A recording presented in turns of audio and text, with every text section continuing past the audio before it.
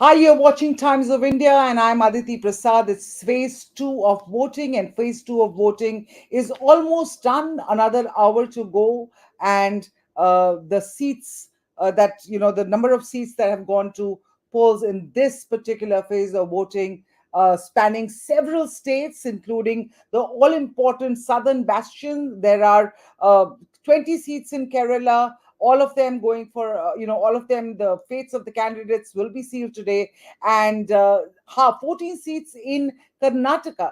Out of the 28 seats that they have, all the candidates there are some big fights, but the fates of all the candidates and all these seats are now locked in, sealed in your voting box, or the voting machines. The results, of course, will come on the 4th of June. And joining us today is a stellar panel. We have Yashwant Deshmukh.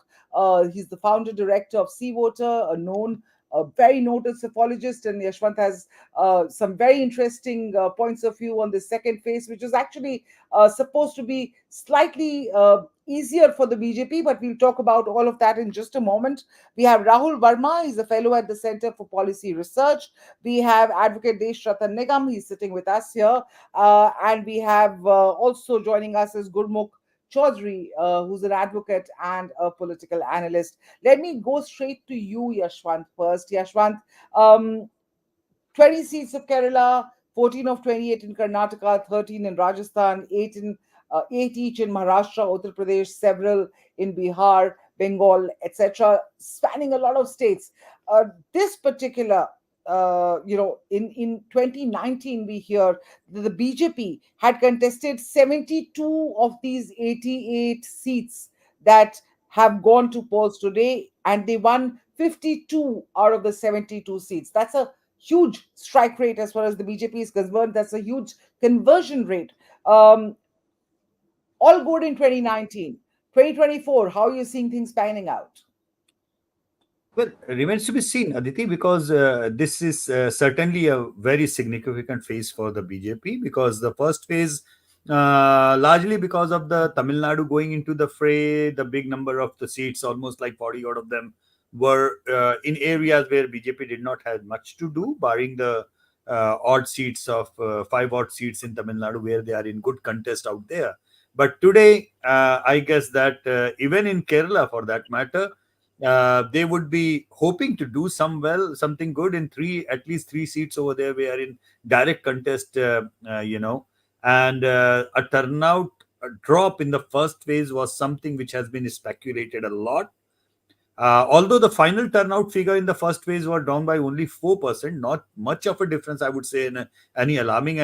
And apart from that, certainly not much to be speculated about which way that lower turnout is going to impact, because we have seen way too many elections of late where the low turnout has, rather than anything else, proven even pro incumbent as well as anti incumbent. So can't really read on that, but overall speaking, I would like to see the turnout of today, but to see if it is a secular trend of something which we are missing, that turnout is getting down 5 to 10 point, or is it something which is getting up? It was a one phase aberration kind of thing, or is it like we should expect all across all the seven phases, a drop of 4 to 5 points? So that remains to be seen. Good thing about this election schedule is actually you are getting a wide spread, quite a significant spread across all states. So it's not that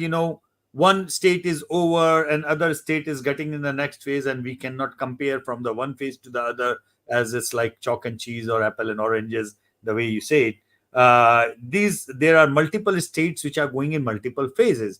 So say first round, if Tamil Nadu was going in one go, this phase has Kerala going in one go, but apart from that, all other states are having number of seats going together.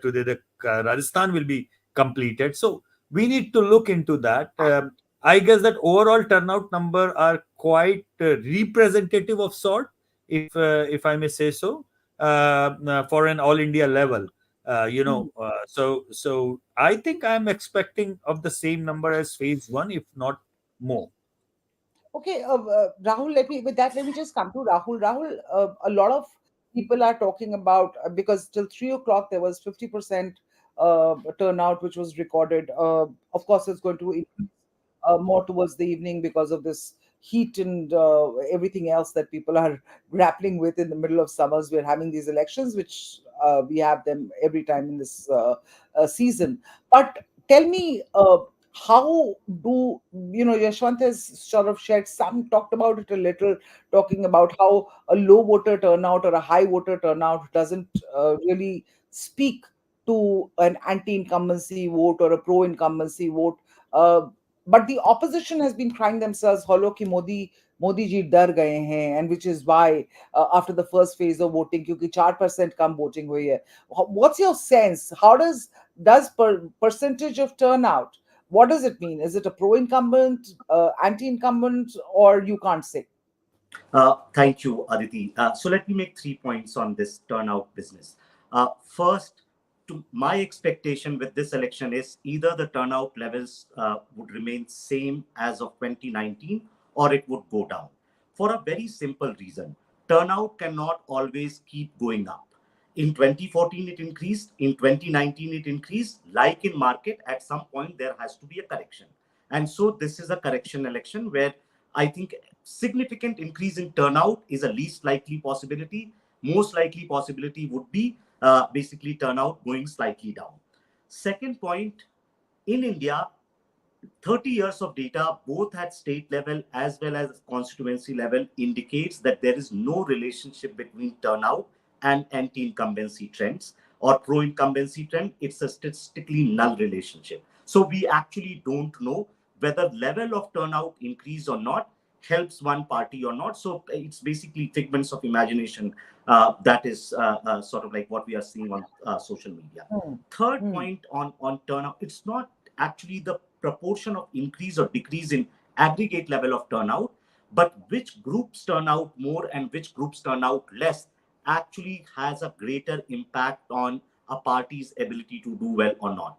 What we have seen in 2019 for sure, and this you can only figure out from survey data, something like what Yashwant Bhai and C Voter and CSDS conduct, that there is a decline in or stagnation in Muslim turnout, and there was in 2019 a pro-incumbency trend, meaning those who were more likely to vote for BJP, they were more likely to turn out. And this also happened because of emotive appeal of nationalism and other things during 2019. And so in this election, that apart from the heat wave and long campaign, I think there are two factors which is going to keep the turnout level low. One, you don't, at least till phase one, now the elections are warming up or heating up. There was no big emotive national level issue which will draw voters to the poll. And second, the uncertainty around who is going to be party number one nationally was sort of like higher in 2019, lower in 2024. So those are the reasons why turnout is going to remain low. Baki kaun dar gaya, kaun nahi dara, ye sab, I leave it to social media and Twitter to have conversation. To have that conversation. But Deshnigam ji, I want to come to you with that. Ye jo, this whole conversation, and Rahul has summed it very well. There's no big emotive one issue that the nation is very emotional about at this moment. Ye jo phase one or phase two ke beech mein, suddenly there's this polarization pitch which the opposition is alleging that the prime minister has gone for, that the BJP has gone for. How would you define that? Would you say that that is something that is being done so as to get some emotion, get the voter who's sitting at home to come out and vote, because we do need people to come out and vote, and we need that one emotional card. Because there's this. It's not just in Karnataka or in Kerala where this whole love jihad controversy has broken out, but the Muslim manifesto, Congress ka Muslim manifesto, that entire thing. This, do you think this phase is about Hindu um, vote consolidation for the BJP? Well, Aditi, if you look at even prior to the elections, when the Indic Alliance was meeting in Mumbai, immediately after that, what started was Udayanidhi Stalin making that anti-Sanatan remarks, dengue, calling Sanatan Dharma as dengue and malaria.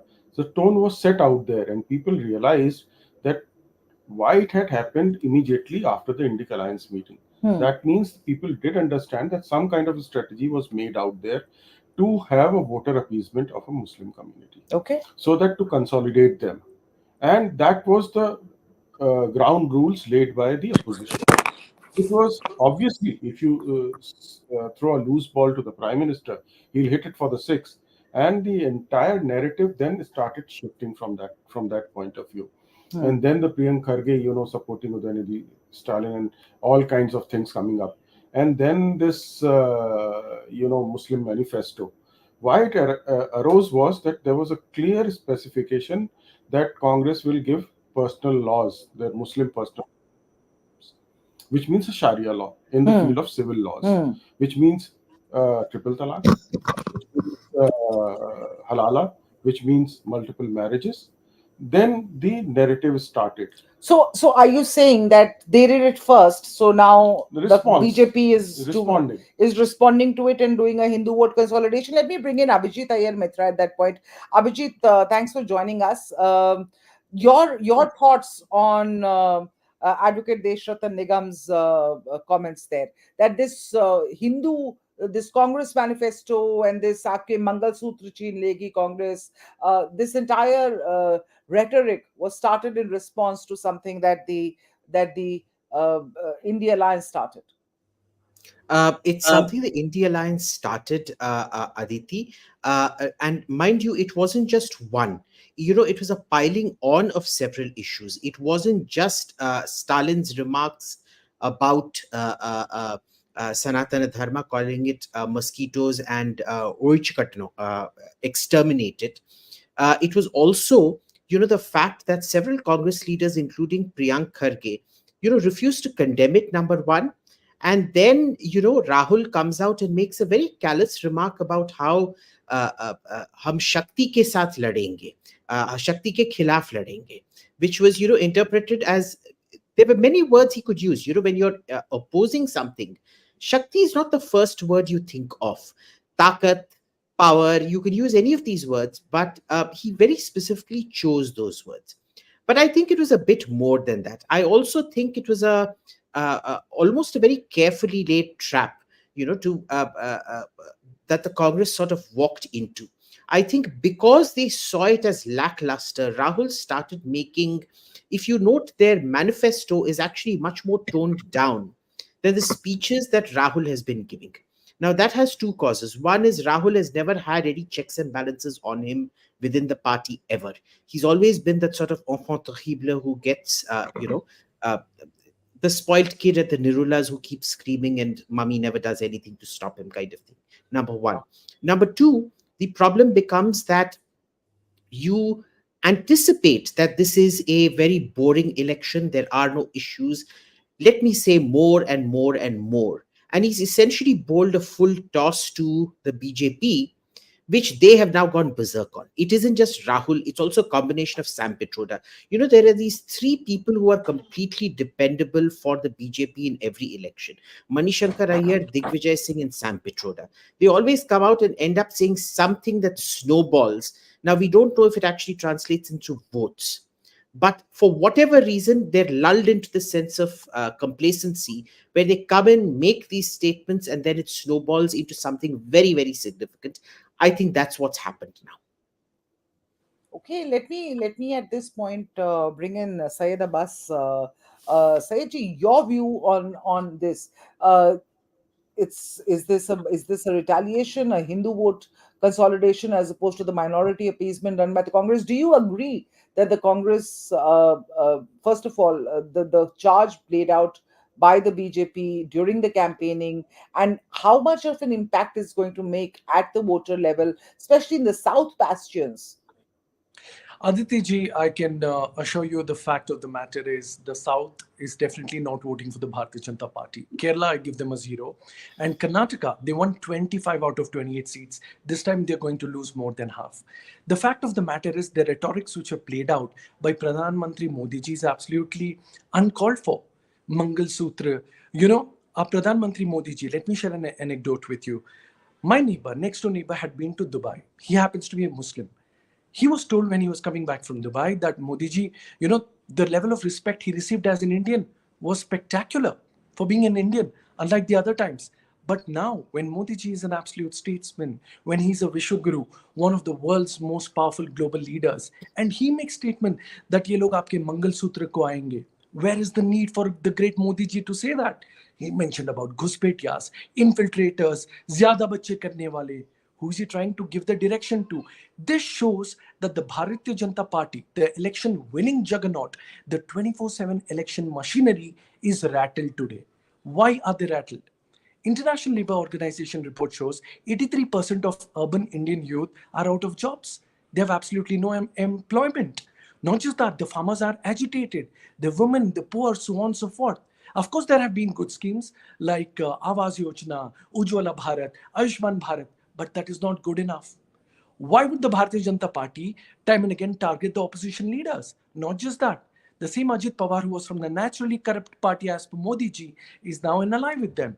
My state of Karnataka, where we had the phase two voting here, Janardhan Reddy, 17,000 mining 70,000 crore of mining scam, now a part of the Bharatiya Janata Party alliance. The fact these are desperate times, desperate moves, desperate measures. And let me tell you, this has certainly not fared well. Some of the radical leaders of the Bharatiya Janata Party or RSS making such statements is all right, suits them. But for a Vishwaguru like a Pradhan Modi ji, I would certainly not give him an A rate. I've always believed Atal Bihari Vajpayee ने बहुत खूब कहा था कि मतभेद होना चाहिए, मनभेद ना. Now let me come to Bengaluru, where Bengaluru South, Bengaluru Central, Bengaluru North voted today. And let me tell you, the pattern has been such that on ground, I can tell you, today the BJP is truly rattled. And I'll tell you why. The voter turnout so far, in the next 40 minutes, we're going to close the last vote to come through. But let me tell you, there also has been a pattern. Today, from Bangalore Central, you have a Mansoor Ali Khan who's gaining momentum over anti-incumbency of PC Mohan. Bangalore North is again a seat which was DV Sanathan Gowda, won the last time from the Bharatiya Janata Party. He's not been given a ticket. Shobha Karanlaje, who's not from Bangalore, has been brought in here. That is a dicey ticket for them. Not just South. Even, let me tell you, Bengaluru South, led by Soumya Reddy of the Congress, is really in a tough neck-to-neck fight with the Tejasvi Surya today. So it's going to be a very Yes, interesting battle if yes, you look yes. at. No, of course, these are all very interesting battles. But as I said, neither you nor I can be clairvoyant and say, okay, 4 June ko ye hoga, ye jeetega, ye nahi jeetega. But having said that, thanks for bringing those points out. But Deshnigam ji has a rebut for you because some of the things you said have him up in arms. Aditi, in fact, we panelists tend to discuss many things which are not there on the ground. Some of us. And one that I'm talking about is anti incumbency. Nobody's talking about anti incumbency vis a vis BJP as a party. There could be some anti incumbency against some candidates, and BJP has made large scale changes, and that they have taken care of. And secondly, the only 2 points that people talk about in the opposition is inflation and unemployment. Now, inflation is well within control throughout the time, despite the fact that we went through harrowing time during COVID and supply chains were disturbed. Today is well within control.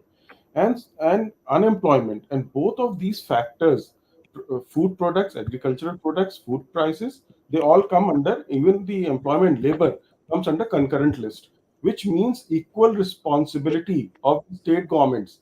When Mamata Banerjee says we have created huge number of employment in its own state, then how can the data of unemployment go down? One, because the data of unemployment and inflation changes from state to state. One state you will find it's slightly costlier standard of living. The other state has less costlier standard of living. Therefore, to blame the center for something for which the states are equally responsible as per constitution, you're saying only BJP is doing it. But the fact remains, when you say my state has a lower Aditi ji, can unemployment, I come 30 seconds, please? Yes, lower, just let him 30 finish. seconds. He let you finish your point, sir. Let him so finish, Sure. and then so I'll come. so these No two problem. factors. Sure.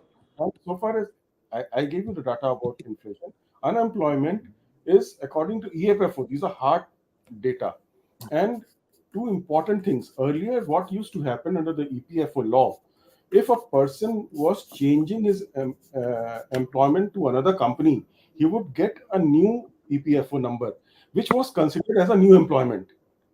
That meant it will give rise to employment data. Right. Now, what this BJP government did was they changed this law. Any person who gets an EPFO number, his number remains the same. Even if he changes his employment, it will not be counted as a new employment. So there'll be no false data False showing in data. that. And the same is with ESI, employee to state insurance. And there the the increase is by new registrations. The net registration of new labor force or employment is increased by 58.8% and 27 point some percent in the ESI data. These are the correct data. People may talk 83% out So of this and that. not anecdotal, Syed. He's giving hard Mhm. numbers. And so Hmm. I'd like you to come back with hard numbers instead of anecdotal data. Desh Ratan Nigam Sahab has mentioned about that, there's also states who are responsible. Respected sir, I challenge you today on the Times Network. Show me one regional party or any state party who gave a promise of 2 crore jobs every year. It was the Bharatiya Janata Party, Modi ji's Jumla. So that way, 10 years in power, 20 crore jobs. Do you have any hardcore data, any empirical data that you have provided 20 crore jobs? No, you don't. I challenge you on that. Not just that, Aditi ji. Also, as a matter of fact, we need to understand why is the BJP rattled here. They do not speak of their own Sankalp Patra. They are more bothered about the Nyay Patra of the Congress party. What does the Nyay Patra speak? Yuva Let, let, Nyay, him, let Nari him Nyay, Shakti Nyay, got Hisadari Nyay. you. He just Allow me 30 seconds. let them know the 20 crore Aditi ji, jobs. just 30 seconds, please. Aditi Yes. ji, Okay. 30 seconds Okay. I will complete. Yeah. Okay. The fact of the matter is they say Sharia law aayega. Who says? CM Yogi Adityanath. Where in the manifesto or any of the Congress party leaders have spoken of the Sharia law will be implemented? There is a All fake right. news being spread by Honorable No, no. Amit Shah ji, then Modi ji. What are they doing about it? अपने संकल्प पत्र की बात कीजिए. Speak of your manifesto. You speak of so many factors which are not even there in the manifesto or spoken by the Congress leaders. This shows that the Bharatiya Janata Party is expecting an anti-incumbency of sort. Probably an internal survey or a report of them hasn't gone down really well. Or Modi ji, a great leader like Modi ji, would not resort to rhetoric like Mangal Sutra, infiltrators, Guspetias, zyada bacche karne wale. That's not the Prime Minister or his stature to speak such words.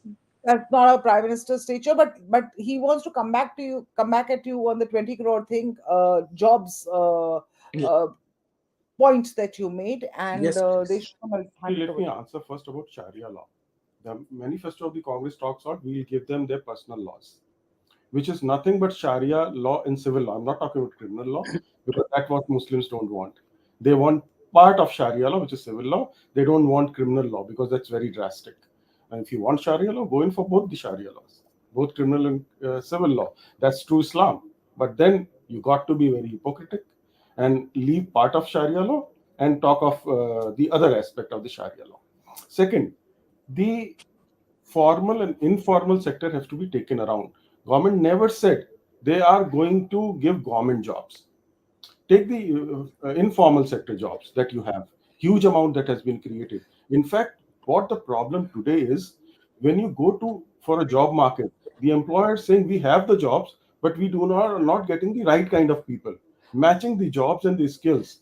That is the problem which is arising. All right. So that, but this conversation, I'm The sorry, Sharia said law is a lie part. He's openly lying. Deshrata no, Nigamji. Sharia law is absolutely different. What are you even saying?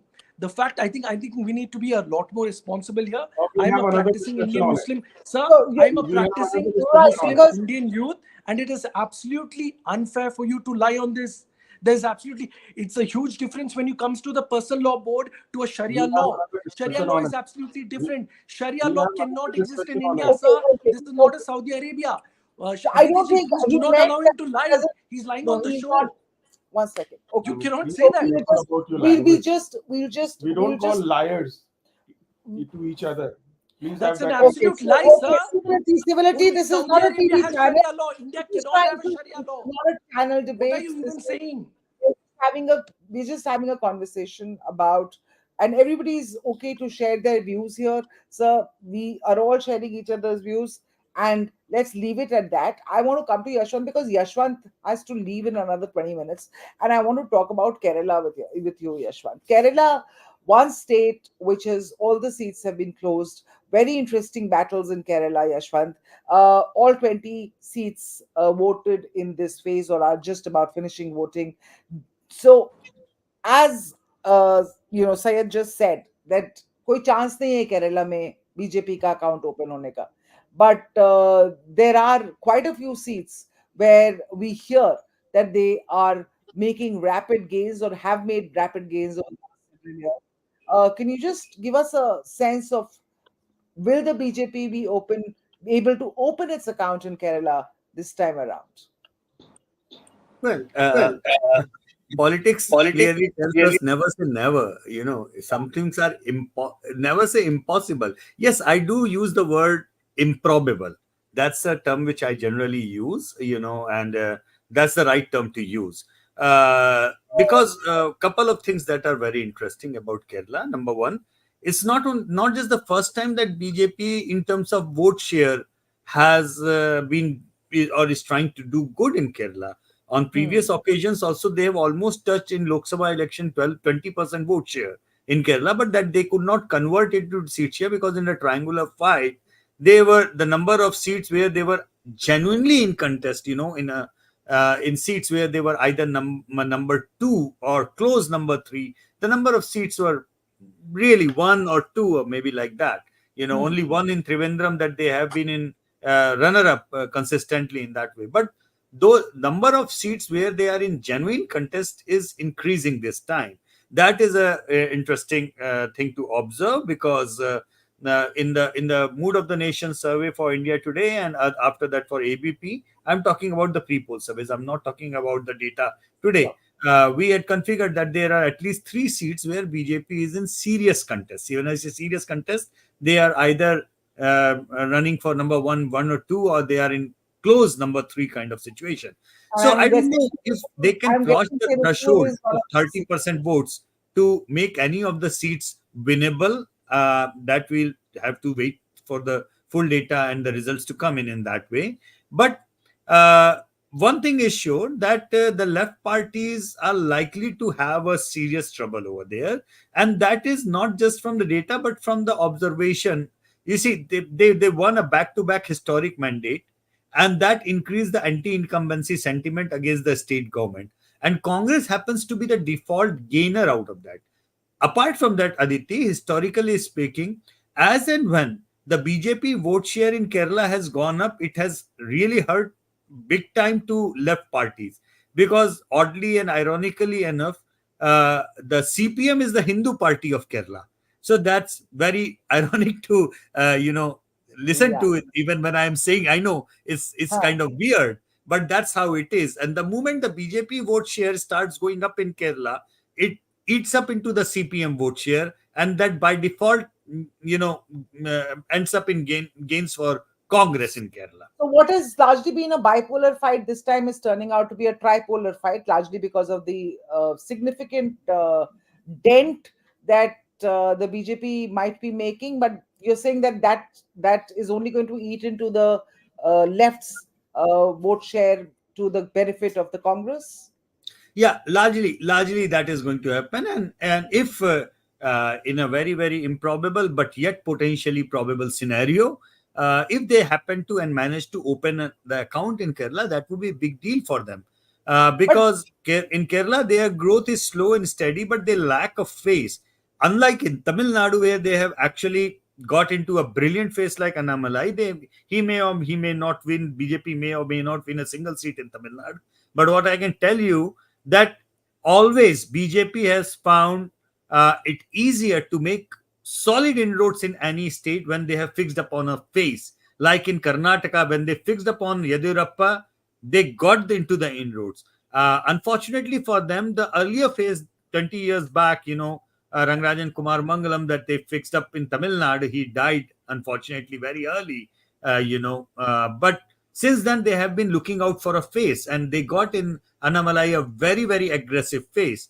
But yeah. unless they figure out a similar kind of aggressive face, young face in Kerala, BJP will find it difficult to convert any gain in vote share into a tangible seat share kind of a scenario.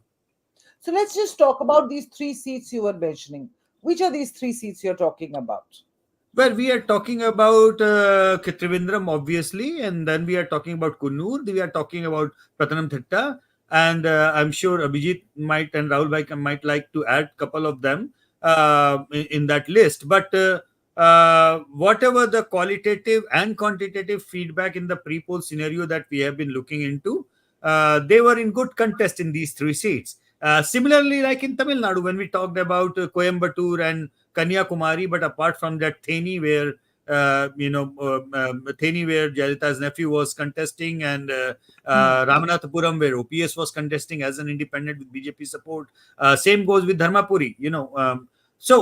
There were aberrations. There were seats where even in Tamil Nadu, where BJP is likely to be I mean, in a good contest. Winning or not winning is a different thing. But So Kerala will also see the similar kind of. we can't really talk about Kerala and not talk about Wayanad. Rahul Gandhi versus BJP's K. Surendran, the Kerala BJP chief, pitted directly against Rahul Gandhi there. Of course, CPI's Annie Raja is the third face from Wayanad.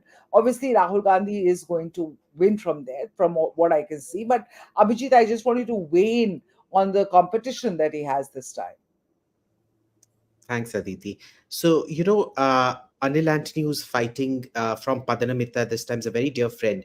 The last time he was telling me that the entire Congress game plan during the 2019 election wasn't to fight the CPI, it was actually to fight the BJP.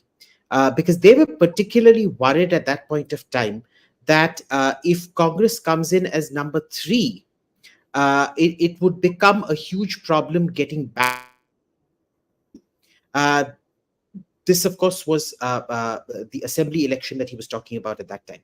And what you see right now is very, very curious. I've seen Rahul Gandhi and the CPIM spend less time attack the BJP than they are attacking each other. Which I find particularly curious, and I don't know how the dynamics of that play out. There's the classic case of top two contenders attacking each other, and then the third managing to getting past the post.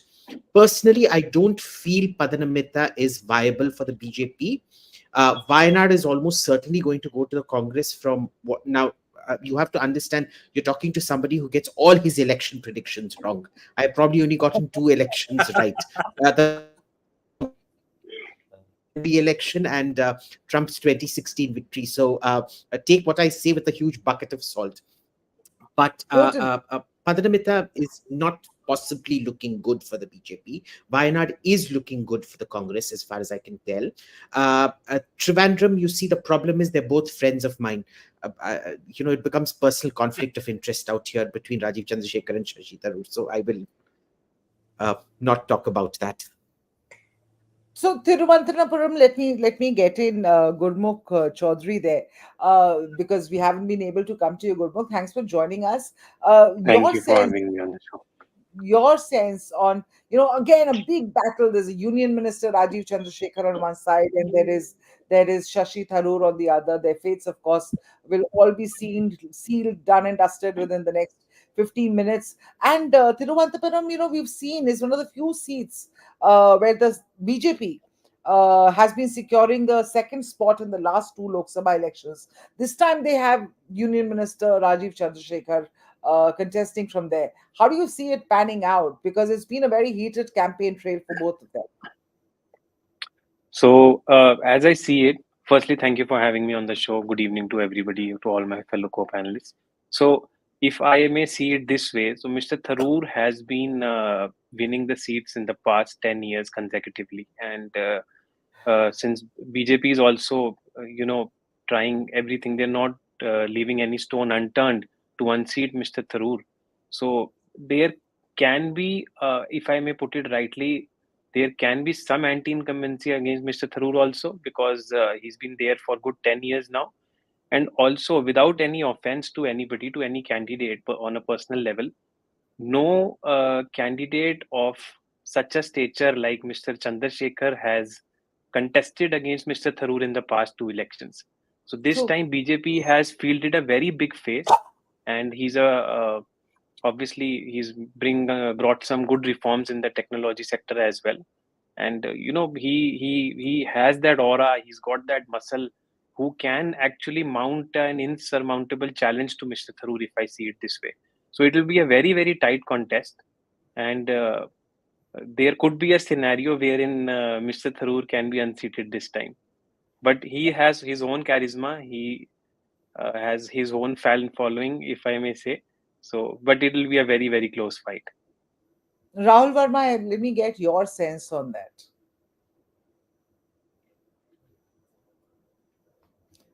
Can we just go to Rahul? Yeah, hi, Yeah. Rahul. Sorry. Hi. My sense on Kerala.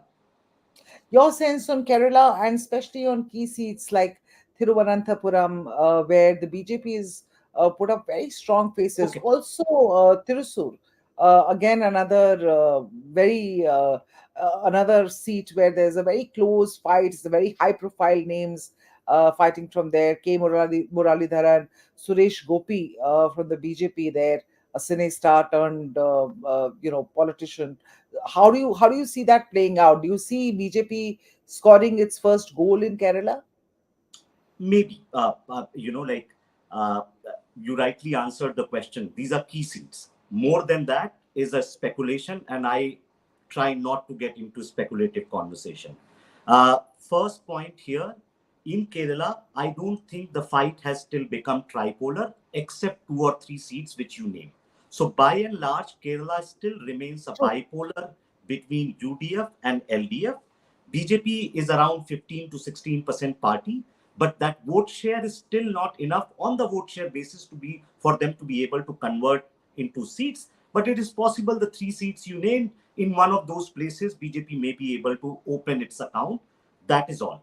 Second point, I think on Kerala, the reason why Yashwant Bhai very rightly pointed out that BJP's growth in some ways is going to hurt LDF, because LDF draws on Hindu community vote and especially the Ijava vote, right? So BJP, if it grows, is going to largely grow on Hindu vote first, while it is trying to do a Christian outreach, but it can only grow first on Hindu vote, only then it can get these additional votes. Congress, on the other hand, relies a little bit more on Muslim and Christian votes. So for the moment, BJP's rise in that sense is going to hurt left. And that's why what you are seeing in Lok Sabha elections for last 2 times, while in Vidhan Sabha, left wins, in Lok Sabha election, Congress has been sweeping the state, because BJP does certainly better in certain seats in Lok Sabha. So I think that's the broader trend. Baki, in these local contests, we will only make speculations unless we have the kind of data as Yashwant Bhai has, where True. he knows what's वो तो happening in it. वो yeah, that data of course we'll be able to see only I think on phase 7, right, Yashwant, and the exit polls data you are able to release to the rest of the world, so we can see exactly what went down and what played down. And then also exit polls also we need to take with a pinch of salt, isn't it? Many of them get it wrong many a times. But Absolutely. Yashwant, since you have to go, I want to talk to you about especially this whole concept about uh, अब की बार 400 पार 400 पार होने के लिए south बहुत important है, south में seats बहुत important है, but the sense I am getting from this panel is south में सीट्स थोड़ा सा मुश्किल ही है, not the kind of showing that the importance that Prime Minister Modi and the entire BJP has been giving. Prime Minister Modi started his whole campaign trail from the south. I want to come to you, and then I'll come to you with Desh Nigam ji on this particular point. 370 अगर BJP को पार करना है तो south की seats तो कुछ चाहिए होंगी. Again, the same word which I used earlier. I won't use the term impossible. I will say improbable. I mean, the exactly what we have been using this for. Me and Rahul have been discussing this for long now. That nothing is impossible, but looks improbable at this point of time and earlier as well. I think it was more of a psyop.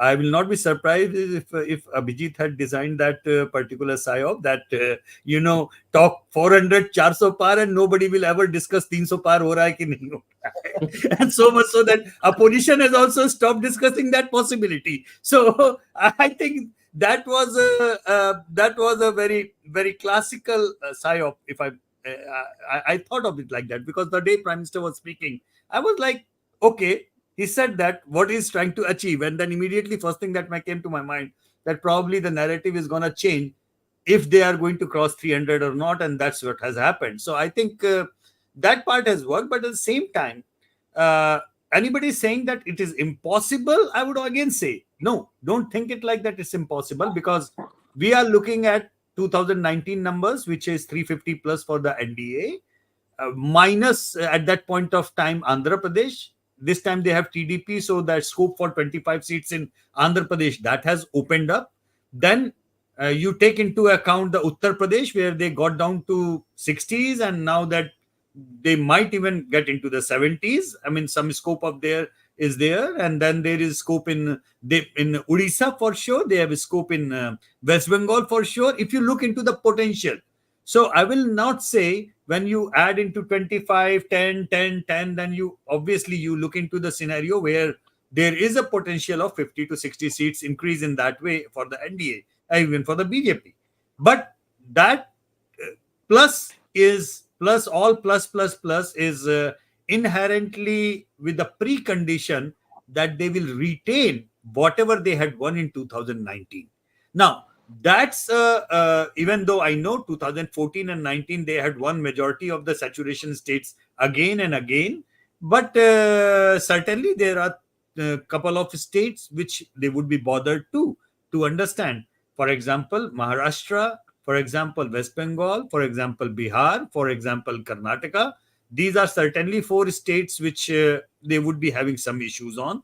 Then there are all other saffron states, as we call them, where in couple of seats here and couple of seats there is tough contest going on. 6, 7 seats in Rajasthan, couple of seats in Madhya Pradesh, and so on and so forth.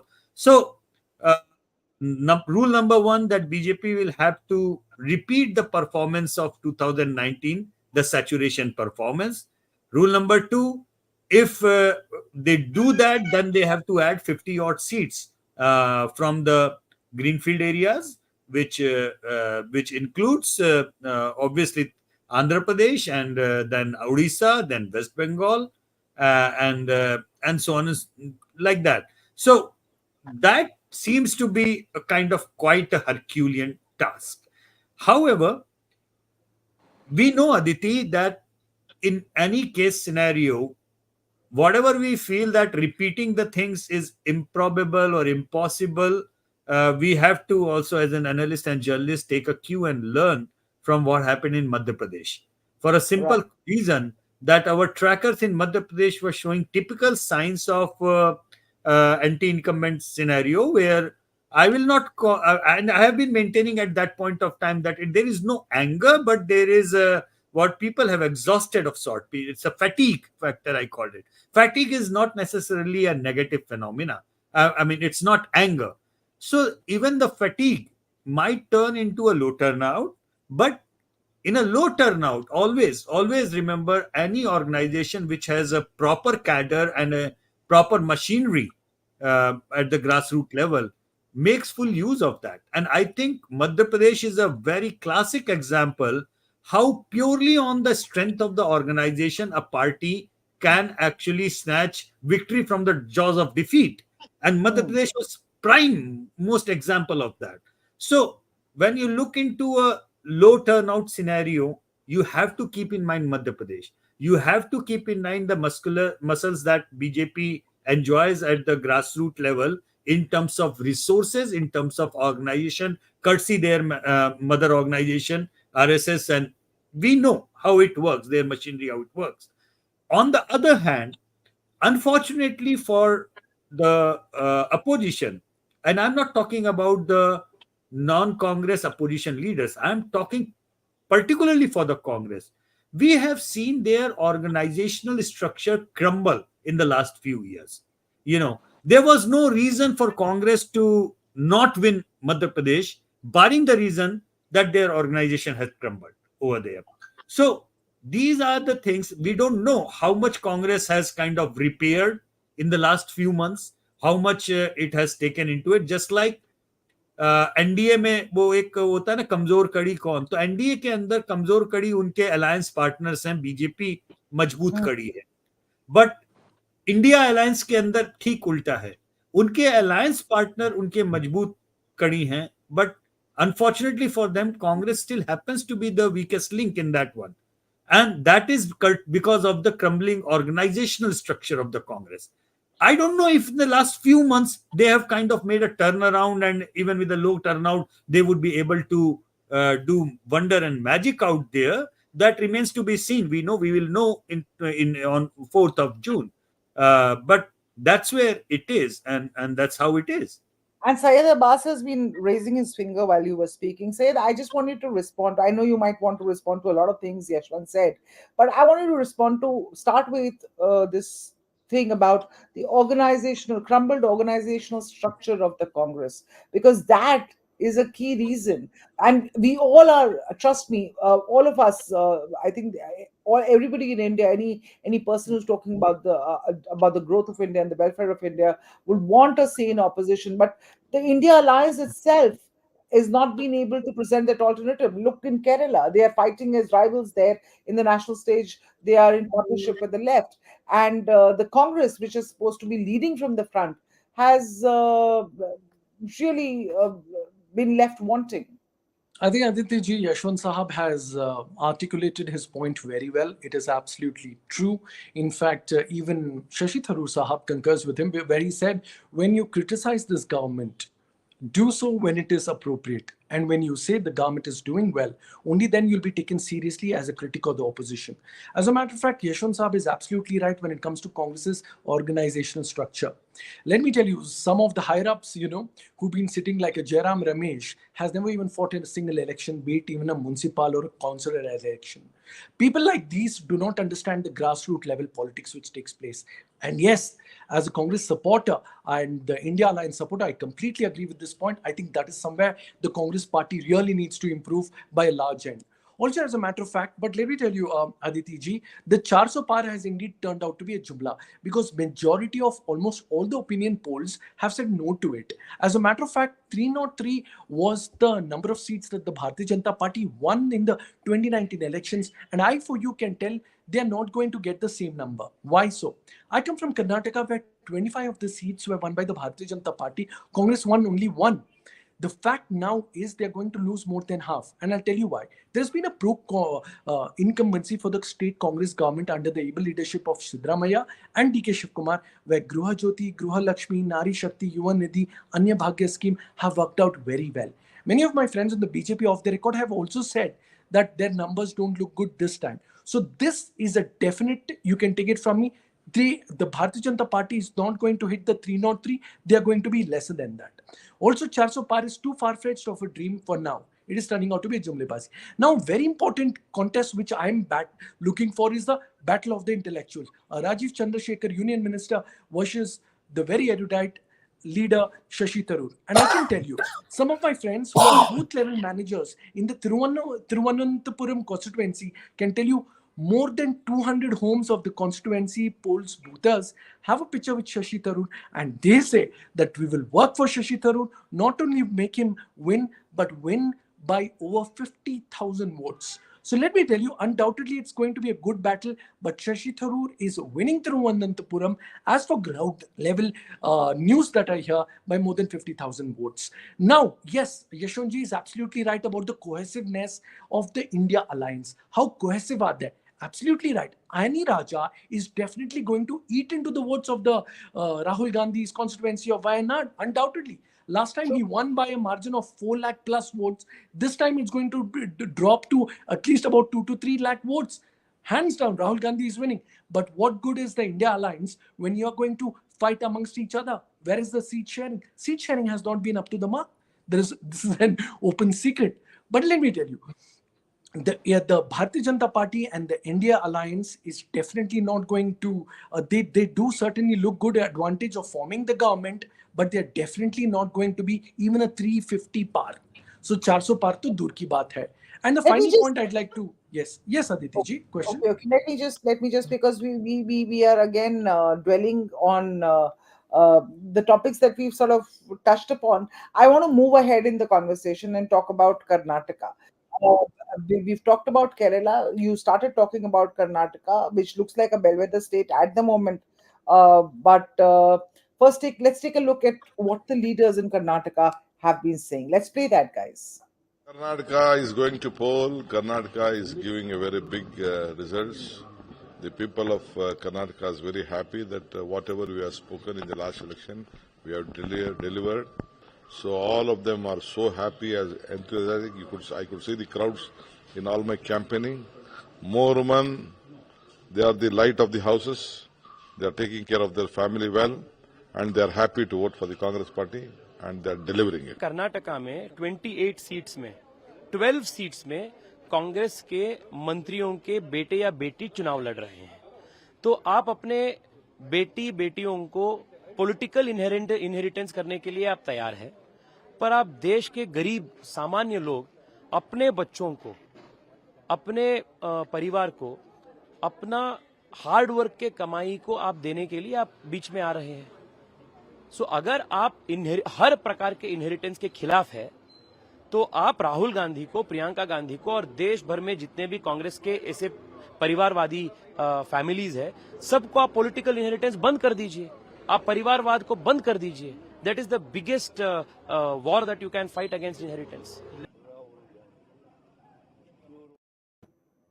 All right, so there you have it. You, some of the leaders.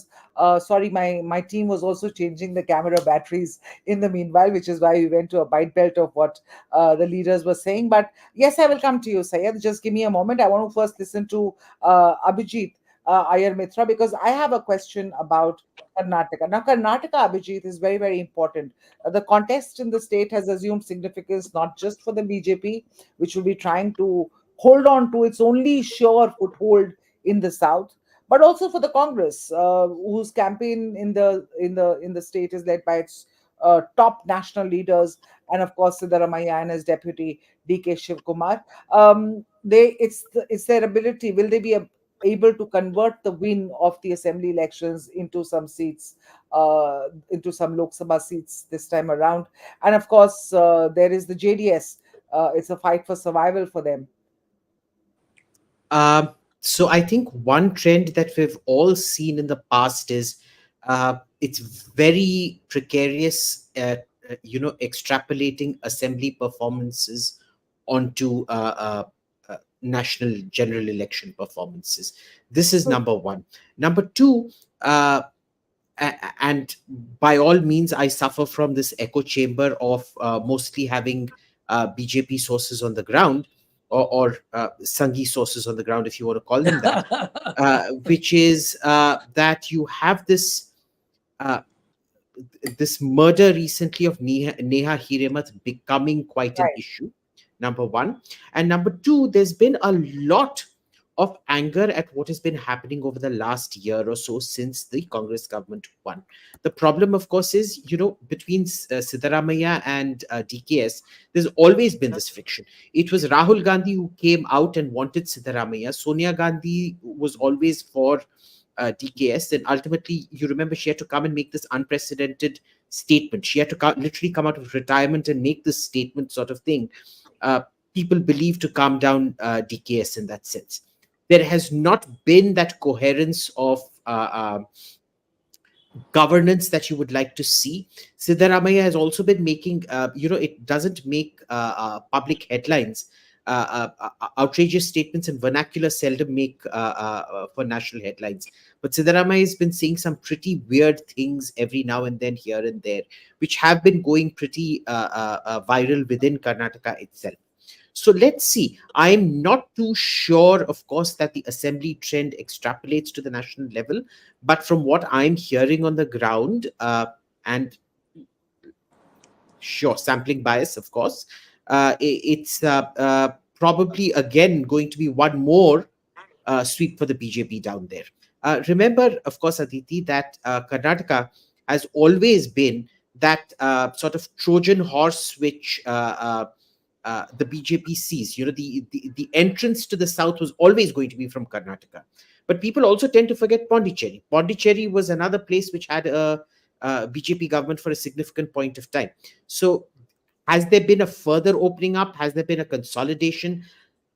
It's impossible to tell, because one of the rules of economics, which I get applies to psephology as well, is man is rational. And the thing is, we know for a fact man is not rational.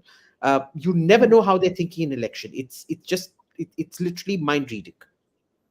Okay, but there are 14 seats in Karnataka which are going for which have obviously the which have voted today. It's 6 o'clock, so yeah, I guess voting has stopped now. Finished. Uh, they voted, it's done and dusted. But as far as the campaign in Karnataka so far has been, you pointed out the murder of the corporator's daughter by and then this entire love jihad furor has broken out. Why is there a need for this kind of polarization? Because that's what the Siddharamaiah has also spoken about. Ki, why are we polarizing this contest so much? Is it to consolidate the Hindu votes once again? I'm not too sure, Aditi, that this election is particularly polarized. I think this is very much a chicken and an egg situation. I think ever since the internet came out, this is something we started observing in the early 2000s, Aditi. When we were tracking Al Qaeda, we used to see that Al Qaeda's favorite way of polarizing and recruiting used to be the dark web. Since then, Hmm. it's no longer the dark web. In fact, social media plays a huge role in completely polarizing the discourse to the point of no return. It's always the extremes that take over. So I will not agree that this is a particularly polarized election. In fact, this is a par for the course, or in fact, subpar for the course in terms of polarization. Nothing particularly new out here. It's just a trend of our times. You tell me one place, one country where in the 2010s at least you have not seen a significant increase in polarization between left and right, between any opposite structures, any political structures anywhere around. This is the way the 21st century is. This is the way social media impacts elections. Okay, so you're saying I want to come to you, Deshratan Nigam sir, about this election. Uh, Everybody, there's this whole talk about the Muslim manifesto of the Congress. There is the love jihad in Karnataka. I was hearing an interview with Siddharamaiah. Some website did it. They talked about.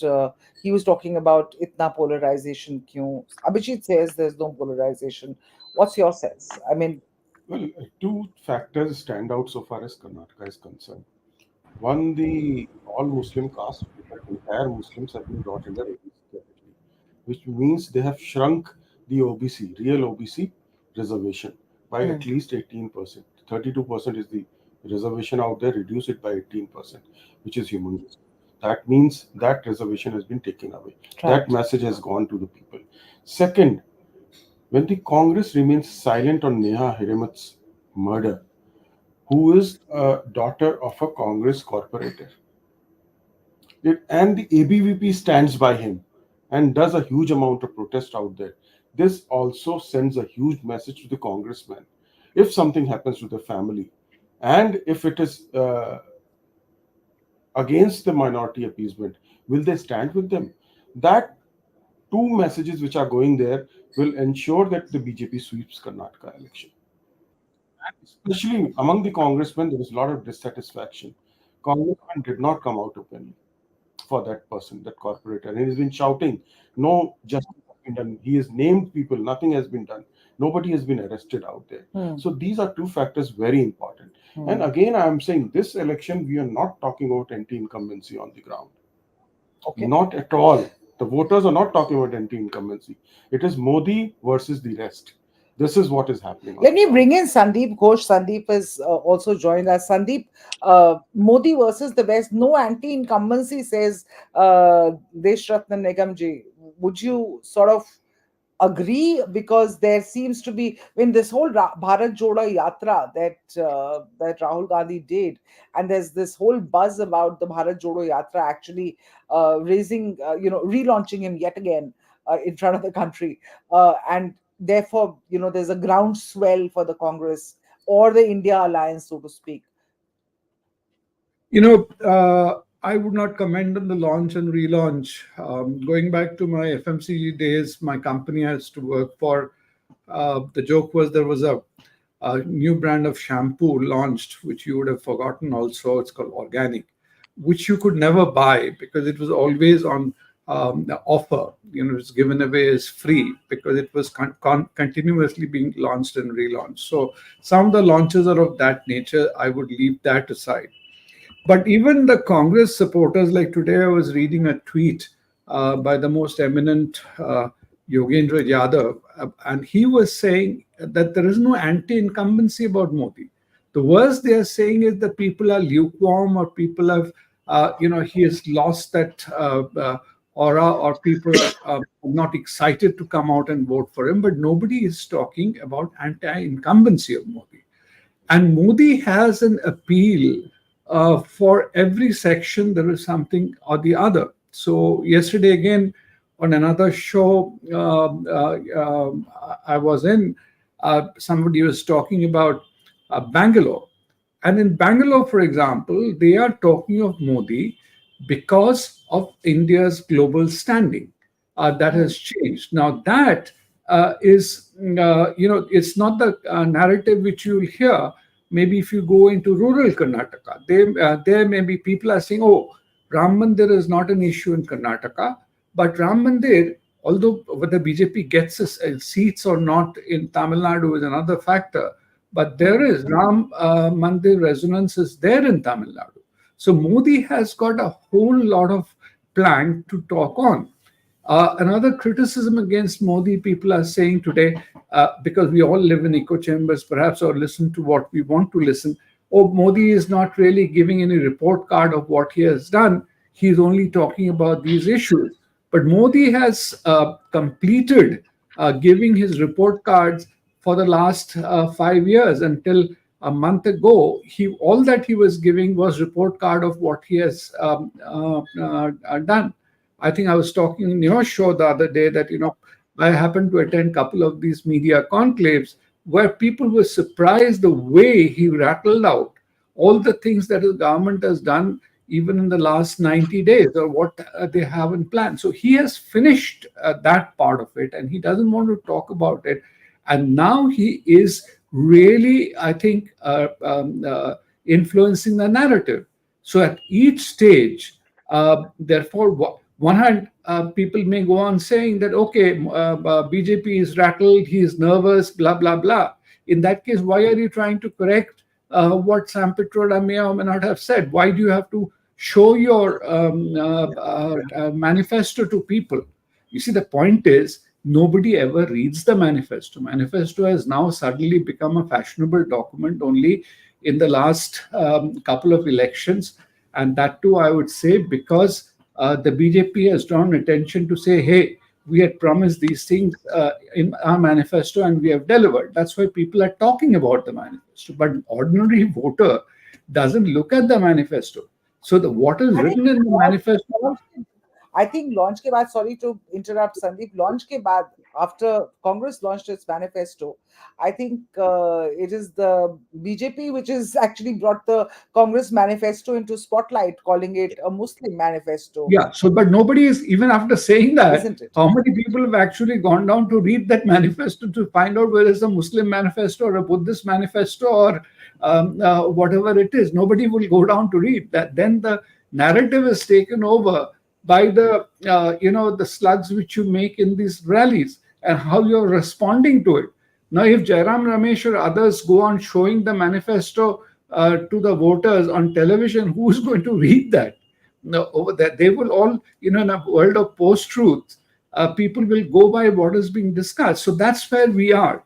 But, we are just discussing these things. None of this, I think, can be extrapolated to see what is going to happen finally in the results. Correct. That we'll know on the day of the exit polls. Even only one thing I'll add, Aditi.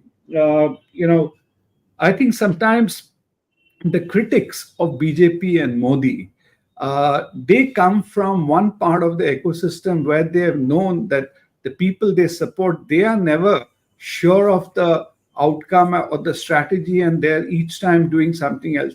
Now, if somebody were to think that today people are saying, oh, South mein saaf and North mein half, if they think that a Modi and people have not factored in what they are going to get or what could be the downsides or the contingencies in the South, that they are so naive to think that just because they've done so many rallies, they're going to Fair point. sweep Tamil Nadu, Kerala. I think, then the people don't understand Modi and Shah. They would have even factored in losses in the hardcore states and drawn up their strategy accordingly. So, Okay, I'll leave it. I'm keen to find out. I'm keen to find out what other losses they would have factored in and whether that those include Karnataka or not. But let's just listen into some of the things that leaders have been saying over the last several days. I'd like to thank the first set of panelists I have. There are new sets, and Sandeep, please stay back because you, of course, have just joined us. So we are going to thank the others and. While you listen into to these new sets of bites that we are going to be playing out of what leaders have been saying and in the second phase of polls. मुझे तो लगता है कि इस बार जिस तरीके से देश वोट कर रहा है, बहुत ज़ोरदार तरीके से भारतीय जनता पार्टी फिर आएगी और मोदी जी फिर प्रधानमंत्री बनेंगे। और हमारे इस क्षेत्र के अंदर तो हमारे जो कैंडिडेट हैं दुष्यंत सिंह जी, उनको अच्छा समर्थन है और इस बार ऐतिहासिक जीत होगी। प्रचंड बहुमत के साथ चुनाव में विजयी होने वाली है।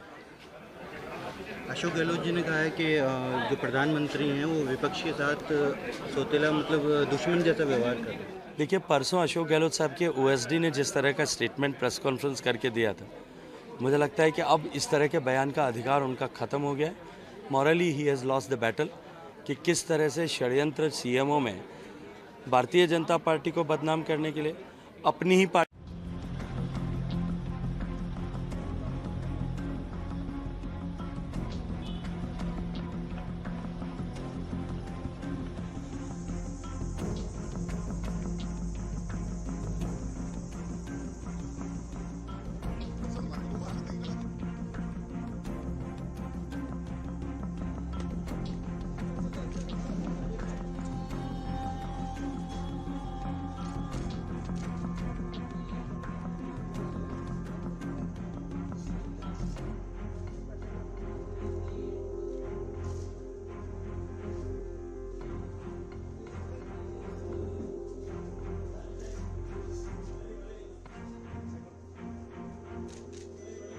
Totally confident, totally confident.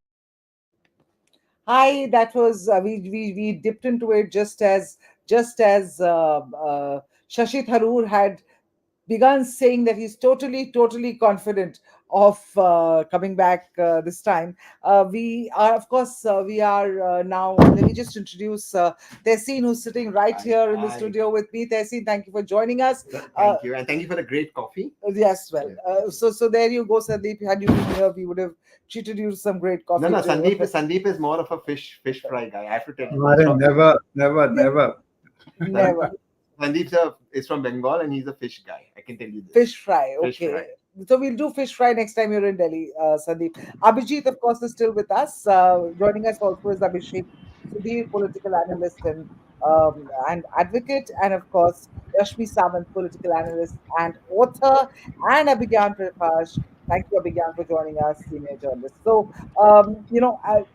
this is, of course, the second part of our conversation. But the bigger, I want to talk about some of the key fights that we've seen in phase two in this conversation. And I want to move away from the South states that we've been discussed threadbare so far, which are largely, Karnataka and Kerala, and move to states like Uttar Pradesh and states like, and when I say Uttar Pradesh, we can't, of course, not talk about Wayanad in that because Wayanad to a block ho gaya, and now we hear that what we were told is that once Wayanad is locked and loaded, Mr.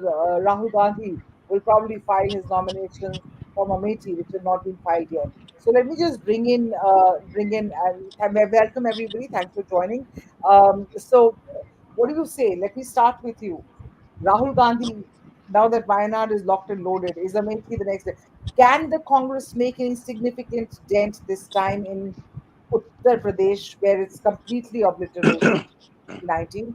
But that being said, I want you to start first with the Gandhi bastions, Amethi and Raebareli. Amethi, from where the Congress has not even fielded anyone so far. Leave something for a weekend so you guys can work on the weekend. But I promise you, with Abhigyan and you, two very senior journalists, the weekend will be very, very exciting. I promise you that. But Oh, let you probably know more, but so please do share. what I am going to promise you is this: that the current sitting member of parliament from Amethi is going to lose. Anybody who contests against her will win by over 50,000 votes. If it's Rahul Gandhi, Okay, if it's any sitting contestant is going to lose, sitting MP. sitting MP is going to lose, and so Smriti Irani is going to lose according to our friend here. And I want to bring in maybe Abhishek Sudhir, if you can start off this and tell us what you think. Smriti Irani losing in Amethi, and is it going to be versus Rahul Gandhi? Well, I'm no fan of the Prime Minister and the BJP, but I think I'd like to be non-partisan and objective today.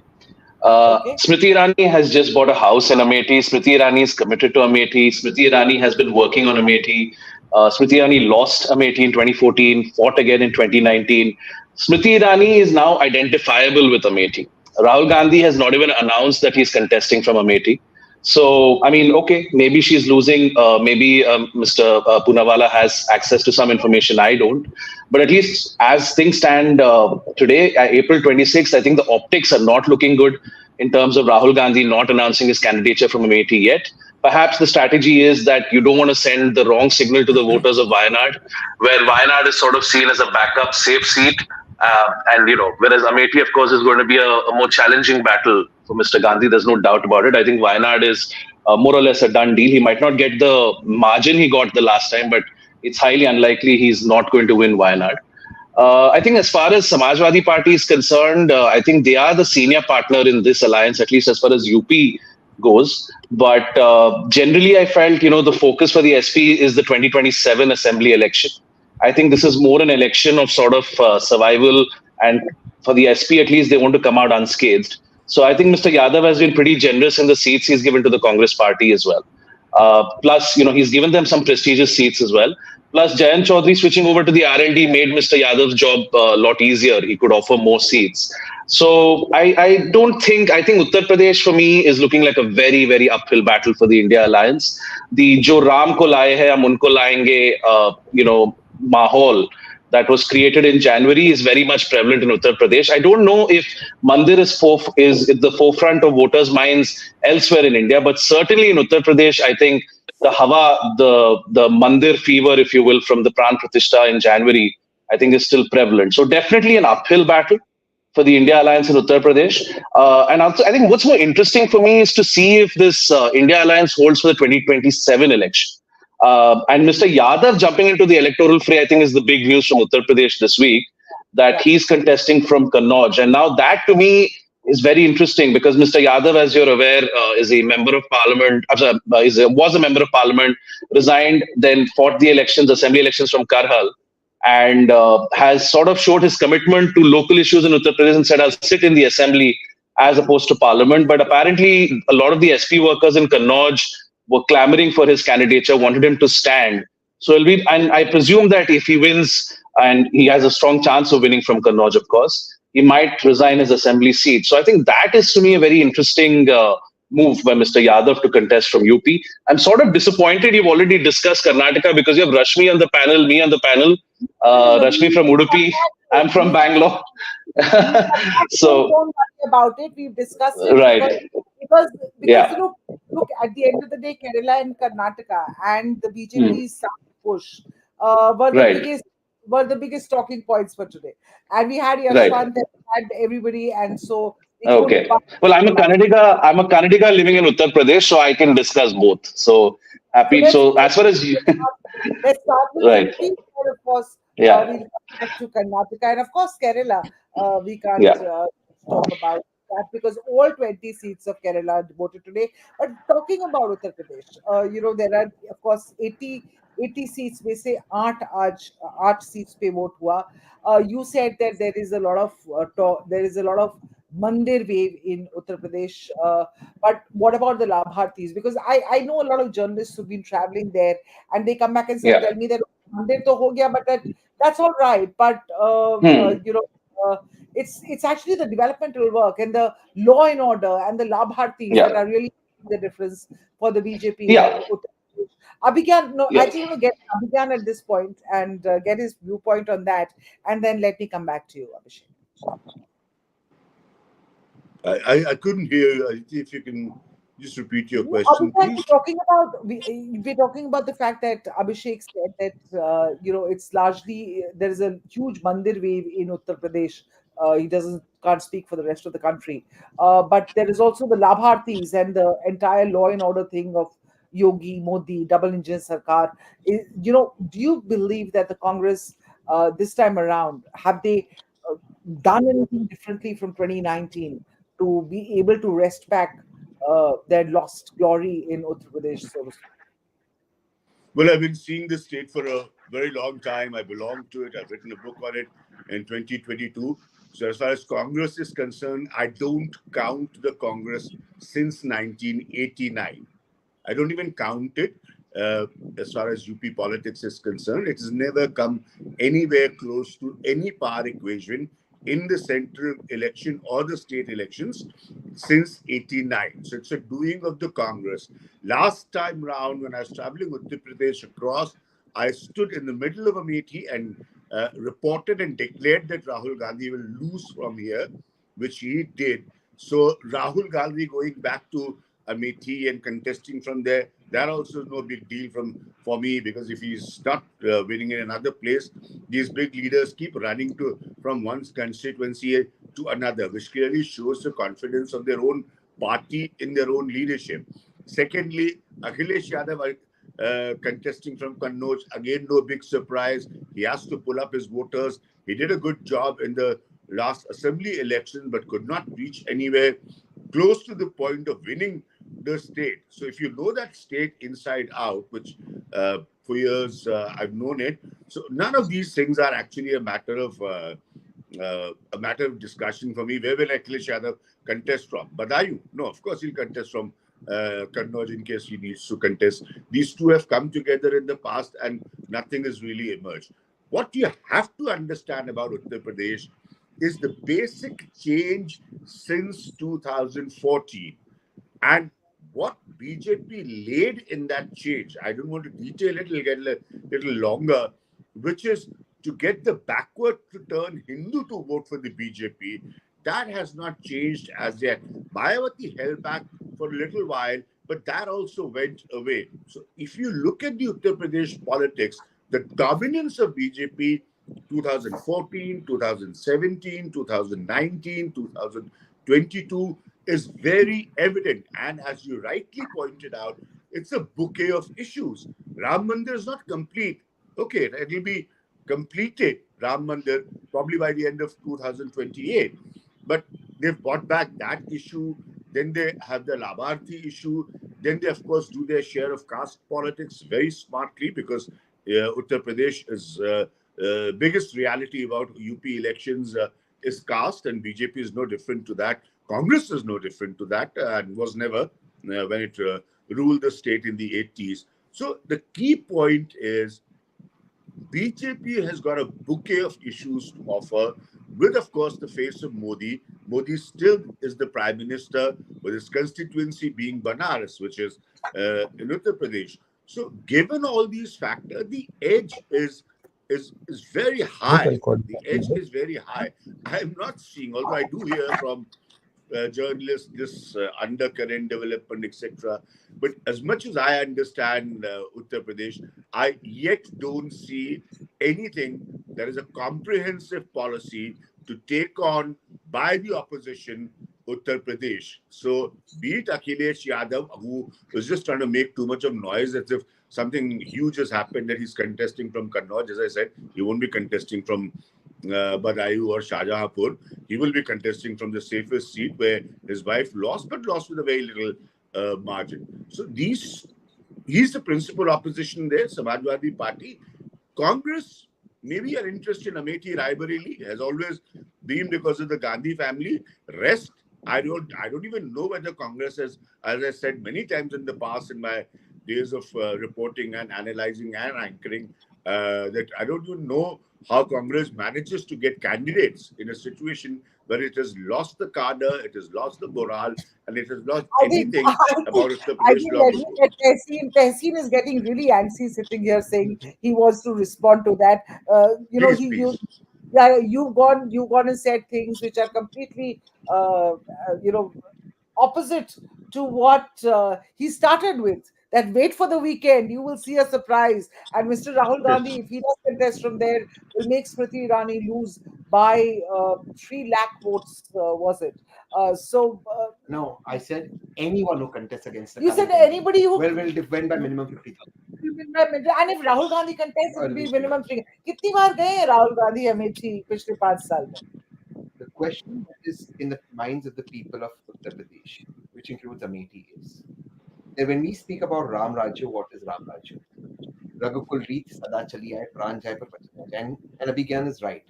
That there has been the Ram Mandir. There's no doubt about it. And there has been the Lam Bharti.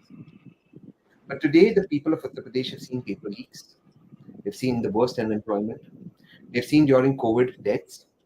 They've seen a lot of suffering. They've seen Agniveer scheme coming in, which is loss of opportunities. They have seen farmers who are angry. They've seen Western UP, people who were beaten up were forced to go with BJP in Western UP who were considered leaders. They've seen how the BJP's bullied people. And there has been a marked shift. And I know everybody says Uttar Pradesh is the strongest state for the BJP. It's how much are they getting this time? I am telling you this week, make it very clear. The BJP in Uttar Pradesh is not crossing 40 this time. I know they're the caste combination. I do know that. But everyone's angry with them. Farmers are not So voting for what them. is Teachers are not voting okay? for them. Women are not voting for them. Muslims are not voting for them.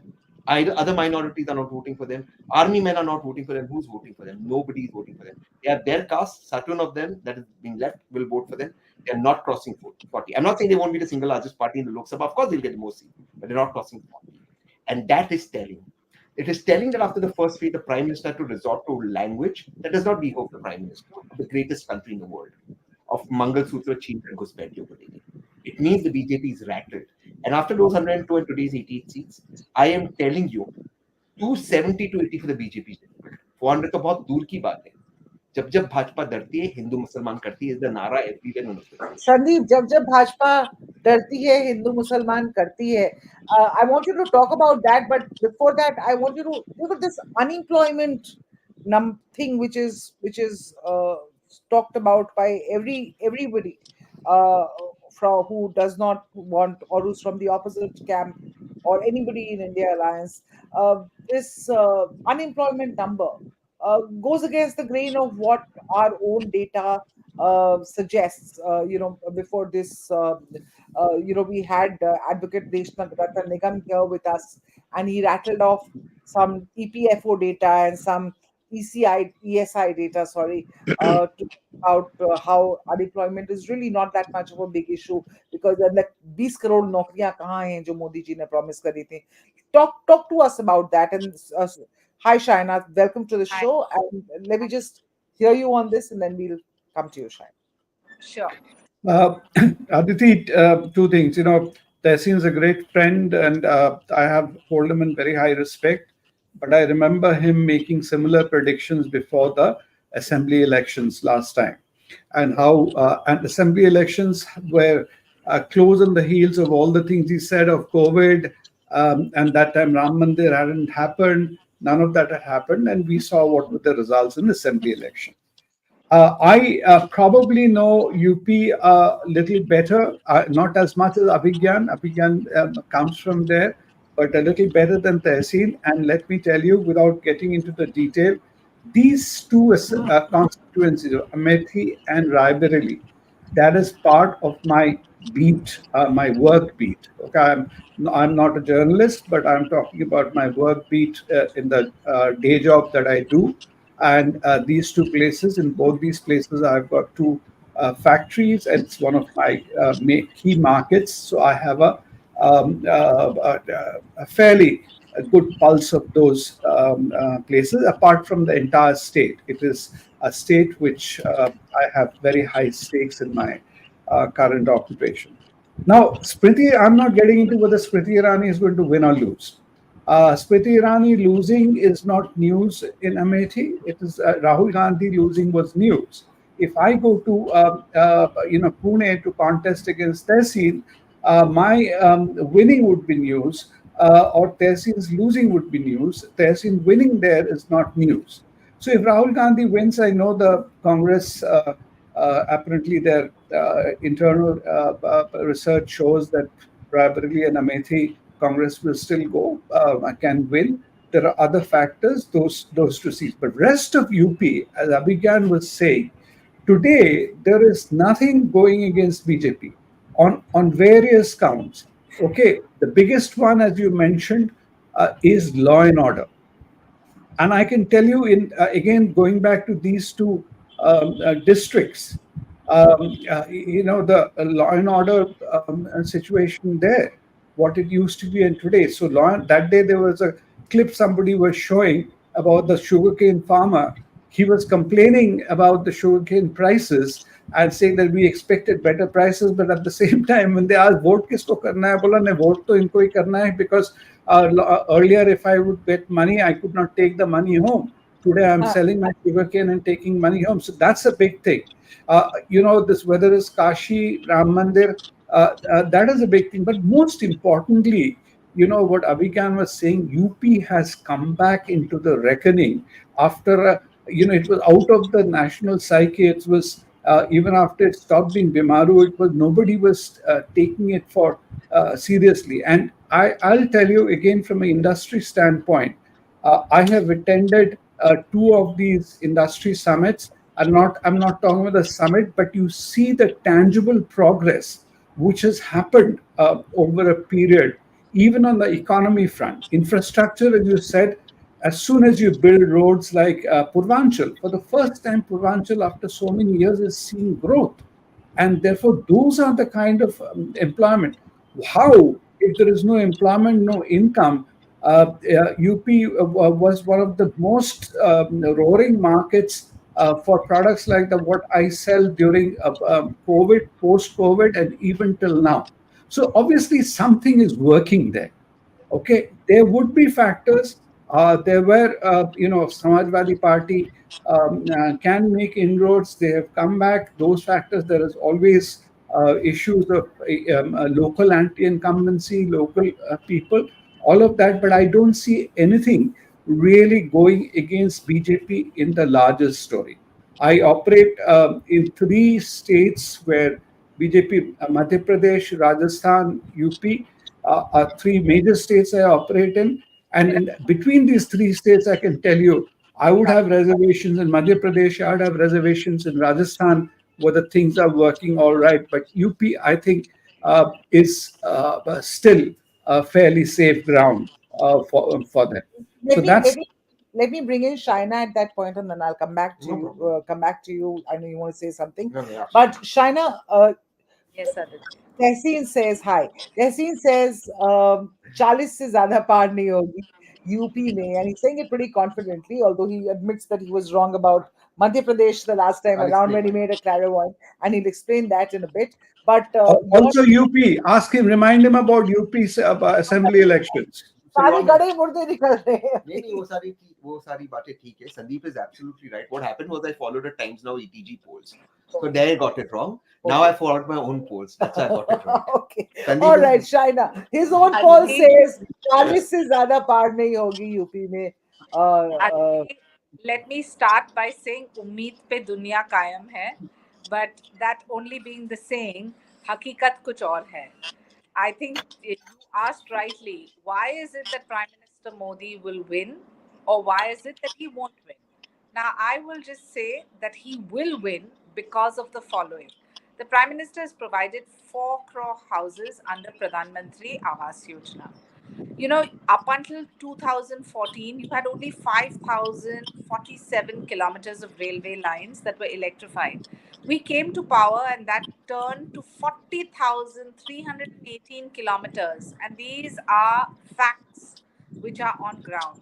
The Bharatiya Janata Party built 13 crore toilets under Swachh Bharat Abhiyan, 10 crore gas connections under Ujjwala, and you talk about the poor, 25 crore people who have been uplifted from poverty to the IMF, according to the IMF. So it's very, very clear that whether it is any segment that we adhere to, which is divided as the poor, the farmer, the youth, and the women.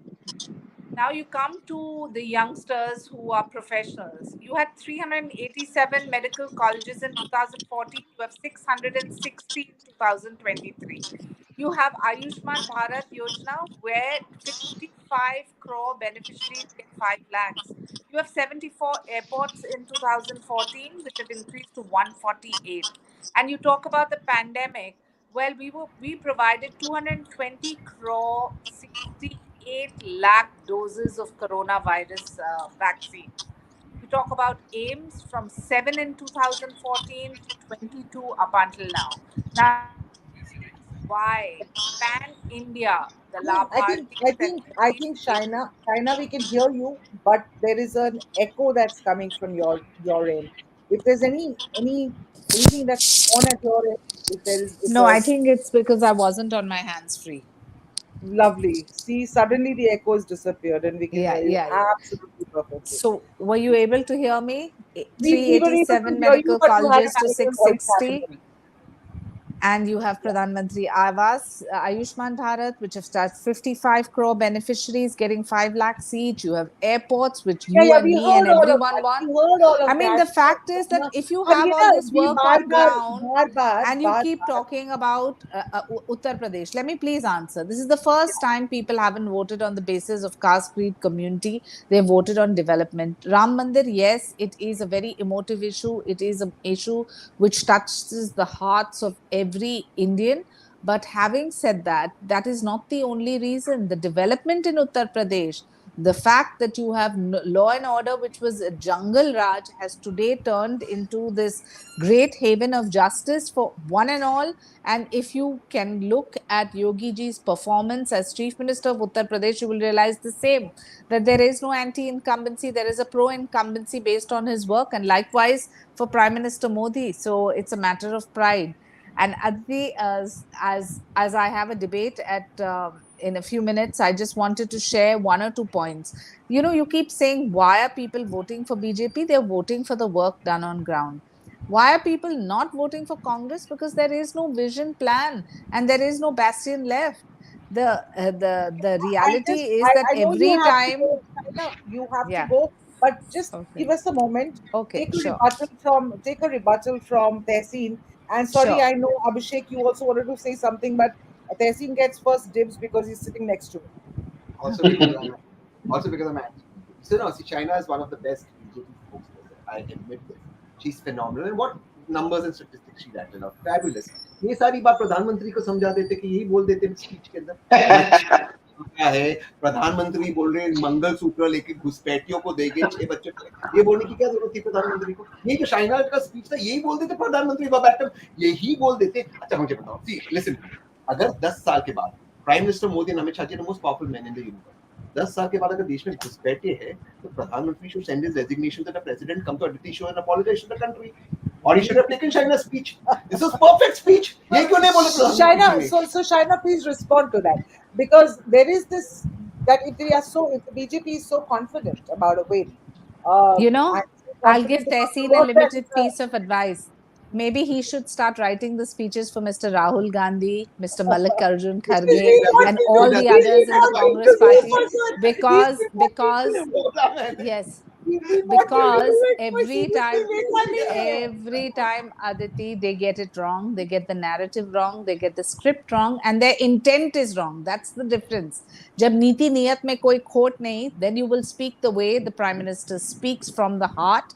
And the fact that people remember what happened in Chhattisgarh, Madhya Pradesh, Rajasthan, where you dismissed us and said that, oh, this semi final we're losing, and look at the incredible majority with which we won and came. So obviously there is something which is done right, and that is only the work. And as the Prime Minister says, he is a Pradhan Sevak. There are namdars and there are kamdars, and we're happy to be the kamdars. We have no ego in this. We will continue to work. Bharatiya Janata Party has 11 crore workers today, and that percolating down to every polling booth is a sure shot victory success formula. And I'm sure that in the days to come, you will have MIT and Harvard and all the international universities also using this as a case study that how has this happened? So Shaina, 400 पार हो जाएगा इस बार, कैसे होगा? Or 400 370 for the पार ही नहीं BJP. होगा. Forget 400 par, 370 for the BJP. Without southern bastions in your fold, which I'll doesn't tell seem you. to be the case in Kerala. How does the maths add up? Every election is not about math. It is about emotion too, and it's about the voter. So I've heard lots of people speculate and say, oh, the voting percentage is less. What does that mean? But the voter that has come out has voted for Prime Minister Modi. So victory and defeat is determined that in the way the voting pattern takes place. You talk about Uttar Pradesh, development. You talk about West Bengal, law and order at its worst. BJP will gain there too. You talk about the South, we will open our account in Kerala. We will open our account in Tamil Nadu with double digit numbers, because you look at the popularity of the Prime Minister there, you look at Mr. Annamalai's campaign, etc. So I think logic and reason can be left for the 4th of June. Right now, we're fighting a battle on the opposite side. The soldiers have deserted the captain, and the captain's ship has not just sunk, it's drowned. So it's sad because we want an opposition, we want a strong opposition. But look at their thought process, the choice of words. You've had, Aditi, 150 abuses for the Prime Minister from the Congress party, and we're talking about narrative. And the man, being a statesman, has responded how? He has responded on the work which has been done. And the people are judging him for that. They're not judging him for anything else other than the work and the fact that there's Okay. not one case of corruption China. against the Bharatiya Janata Party in 10 years. All right, China. Quick response from and a quick one, because Only a quick one. there are guests. Rashmi No, is no. sitting here. She's Rashmi waiting. and Rashmi is very articulate and they deserve a word. But listen, China, I'm very grateful that you consider that they should be an opposition. But look, you know who's going to win this election on 4th June and end with you? The people of India. The people of India. But whichever government comes to the power, it'll be a Congress Modi government or a Congress Rahul Gandhi government. It'll be a Congress government only. Modi ji wanted to make a Congress Mukt Bharat. He made a Congress Yukt BJP. So thank you. They wanted, now everyone from the Congress who they call corrupt, dryness, everybody, they've taken in their party and giving tickets. खुद के कार्यकर्ता को नहीं. See, Shaina I said, she's so articulate, she's so good. If anywhere in Mumbai, Shaina would have contested, she would have won. बाहर से जो आ रहे हैं उनको टिकट दे रहे हैं. That's the But Shaina, now he's taking pot shots at you. I know, and I don't. And as a disciplined party worker, I don't even want to respond. Thank you, Tehseen, for your good wishes, but my party takes care of me, and I'm happy with the organizational work bestowed upon me. Of course, all the outsiders are coming in. All right. Okay. Let me at this moment let me get in Rashmi Sawant. Rashmi, so the big question was that what is the need for um, calling the Congress manifesto a Muslim manifesto? What is the need for that if there is so much development work? There's Ram Mandir, there are the Labhartis, there are the welfare schemes, which I admit are phenomenal. I mean, I look at people today using QR codes, the digital India. So much has happened, and it has happened on the ground, is visible to us. So why the need for a polarization pitch for calling the Congress manifesto a Muslim manifesto, or raking up issues like blood jihad? I'm not saying they. I mean, it's politics, and everyone is allowed to. But was there a need for a Hindu vote consolidation, which is why between the first and the second phase, literally between the first, there was no polarization before that. Between the first and the second phase, suddenly there's so much um, polarization that's happened. Well, Aditi, firstly, I think I come from Karnataka. So the case of Neha Hiremat is still very fresh on our minds. So I don't think we see it as rhetoric, but more as reality of the day. And the fact that the Prime Minister has chosen to take up such issues only reinforces that he would take up issues irrespective of whether it sounds politically correct or not, just because it is the reality of the day. Predatory proselytization is reality of the day. The Congress manifesto and what they promise in it is also reality of the day, which needs to be challenged. And they have a history of trying to implement these kinds of measures, be it in 2004 through 2010 in Andhra Pradesh. They tried this. 2011 they tried doing this pan India, and it was only stopped because it was unconstitutional. So I think these things, they need to be challenged. The people need to understand what is being said in these manifestos. I think the prime minister just brought these issues front, right, and center.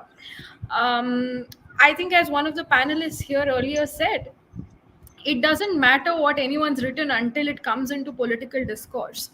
I think what the prime minister did is brought it into discourse to educate the voters on what the other side offers.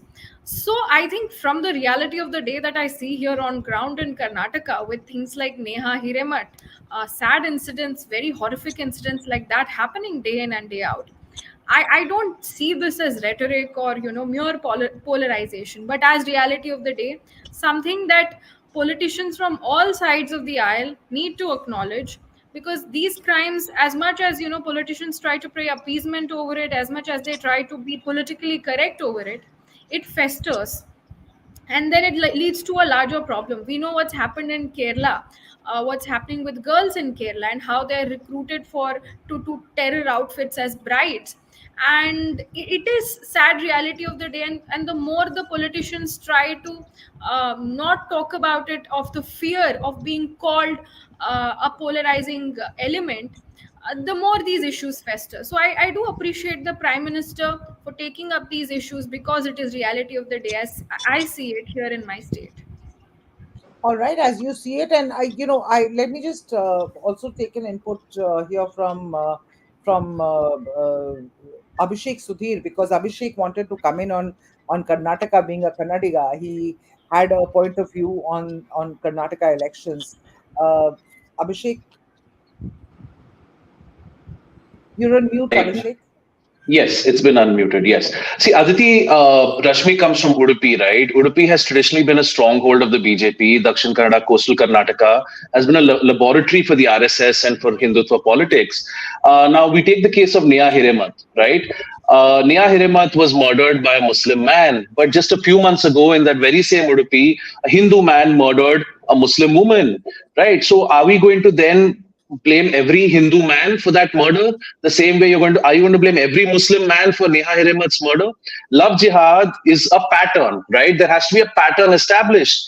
Unfortunately for the BJP, they've not been able to establish that pattern. And Aditi, the big issue for women in Karnataka that's going to have a positive impact for the Congress party is the free bus rides, the Griha Lakshmi scheme, where women are getting monthly payments into their bank accounts. The Congress has had a profound impact on the lives of women.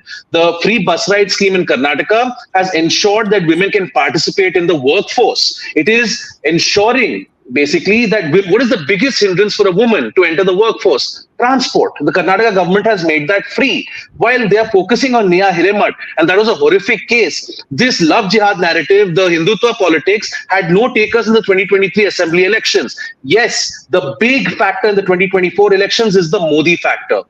Aditi, you look at Bangalore. Let's just do a quick micro analysis of the 3 seats in Bangalore. You have Bangalore North, my constituency, Bangalore South, and Bangalore Central. In Bangalore now, you have Shobha Karandlaje, who was Rashmi's MP from Udupi Chikmagalur. Shobha has been moved from Udupi to Bangalore North. Shobha is quite a rabid Hindutva voice, but Shobha lost support in Udupi itself. Shobha had to be shifted from Udupi because party workers and supporters of C.T. Ravi were against Shobha. And she's been moved to Bangalore North, where Sadanand Gowda was not given a ticket, and he's extremely upset.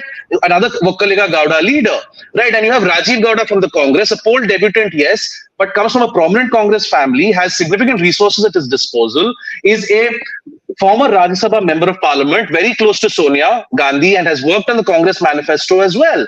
Now that is a contest where the Modi wave could have an impact, right? And if Shobha sails through, it's only because of the Modi wave. You look at Bangalore Central, That's where you have the IT hub of Bangalore comes in Mahadevpura. The issues there are not love jihad. For example, Bangalore has been a BJP bastion of late because the middle class, the aspirational middle class, identifies with Narendra Modi. But now they're seeing the work the Congress is doing. They've decided to give the Congress a chance. PC Mohan, who's the incumbent from the BJP, has been winning that seat ever since it came into existence after delimitation. The BJP cadres there did not want him to get another ticket, but they could not find a suitable candidate. He's up against Rahman Khan, a Muslim, and significant minority community, Muslims and Christians in Bangalore Central. But the issues faced by the IT professionals could see them also go against PC Mohan, because PC Mohan has not solved those issues for 15 years. You go to Bangalore South, you have Tejasvi Surya, poster boy of Hindutva.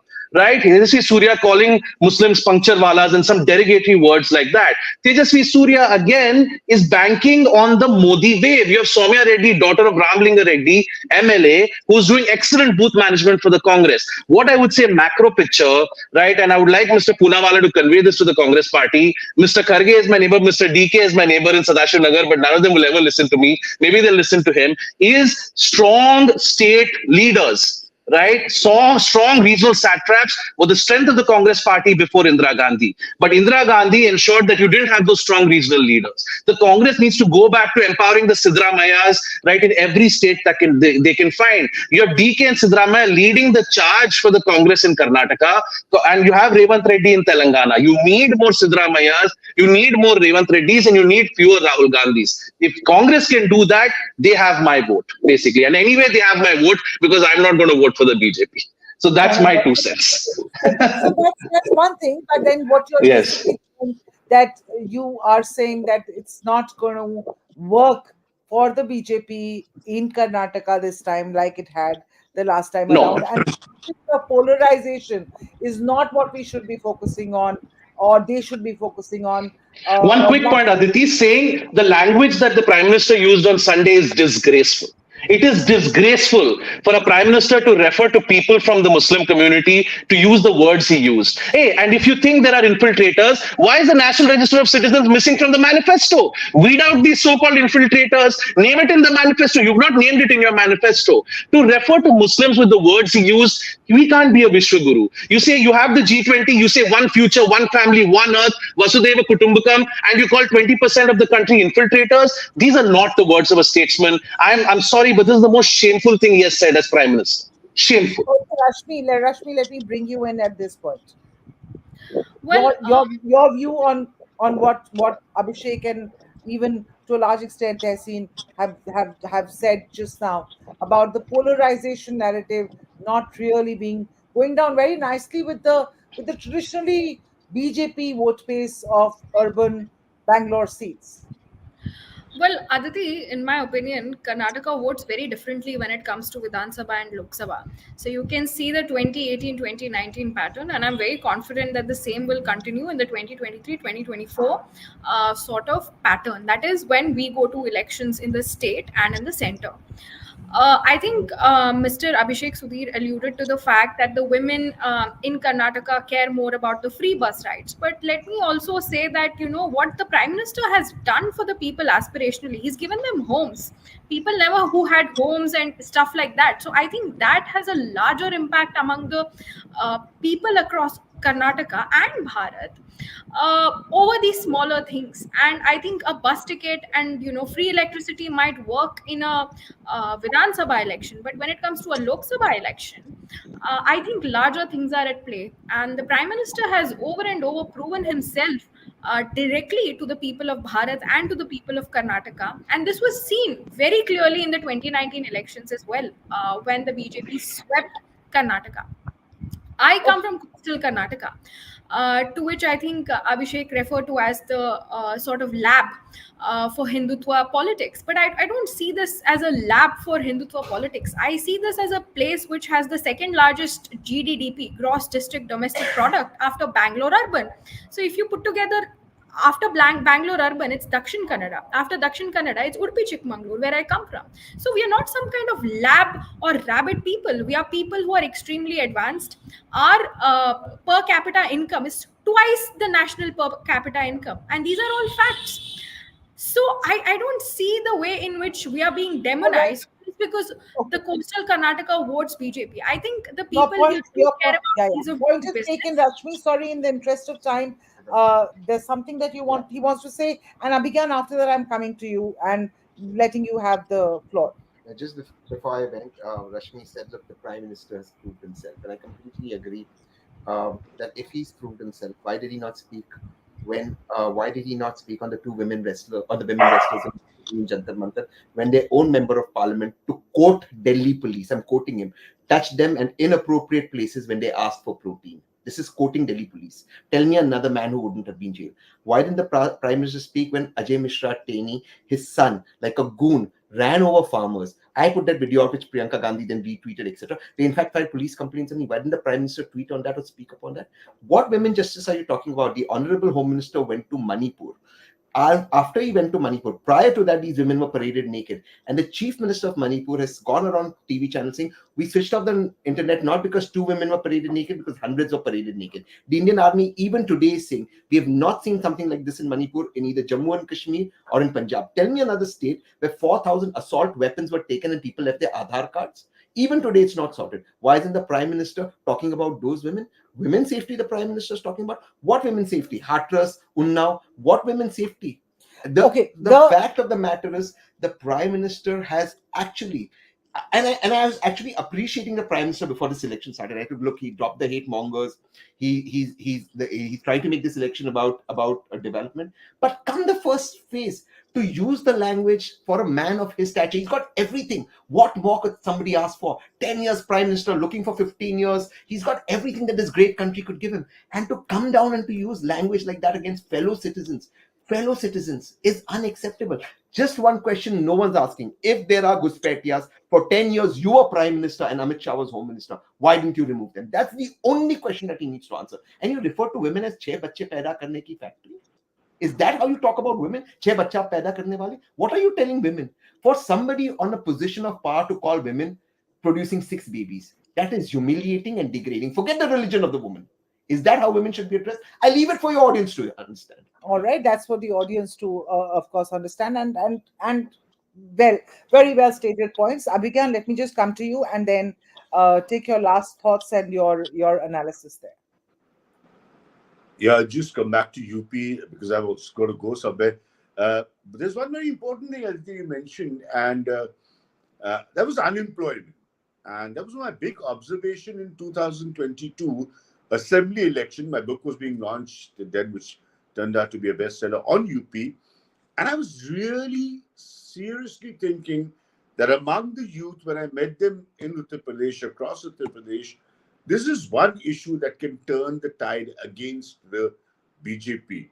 So, what is now also happening in UP, and this is a new reality I'm coming across. I've seen a lot of other factors over the years, over the decades rather, that the issues are raised, but somehow they don't convert into vote for the opposition. And that is a very worrying sign. I don't know if there is lack of communication, lack of convincing. It is not that the issues are not raised, but somehow, uh, 2014 onwards, as I'm seeing Uttar Pradesh, the BJP is more convincing towards the youth on its issue. It could be motive, it could be Ram Mandir, then on the reality issues, which in my opinion mean much more to UP. My book is titled From Lucknow to Lutyens, the Power and Plight of UP. So still there is a lot of plight in UP, but that somehow is not encashed the way politically it should be encashed by the opposition. And that I seem to see in this election as well. Thank you. Thank you All so right. much. So that I agree with completely, and Abhigan, that's a very fair point, because it's not that there are not issues to be picked up, but the opposition seems to be in a back foot. If Mr. Modi says Muslim manifesto, then the entire opposition starts talking about polarization, that perspective, and starts talking about Muslim manifesto. If somebody talks about, if Mr. Prime Minister says, and then for good measure, somebody like Sam Petroda will come in and start talking about inheritance tax and give something on a platter to Mr. Modi and Exactly. to Exactly. the BJP. Absolutely. So if you had to, I mean, it's about the narrative that the opposition does not seem to sort of get its, not set the narrative, but they are following a narrative which is being set by the BJP. Your last thoughts, Abhishek Sudhir, on what I just said. Abhishek, you're on mute. Yeah. Yes. Hi. Can you hear me? Yeah.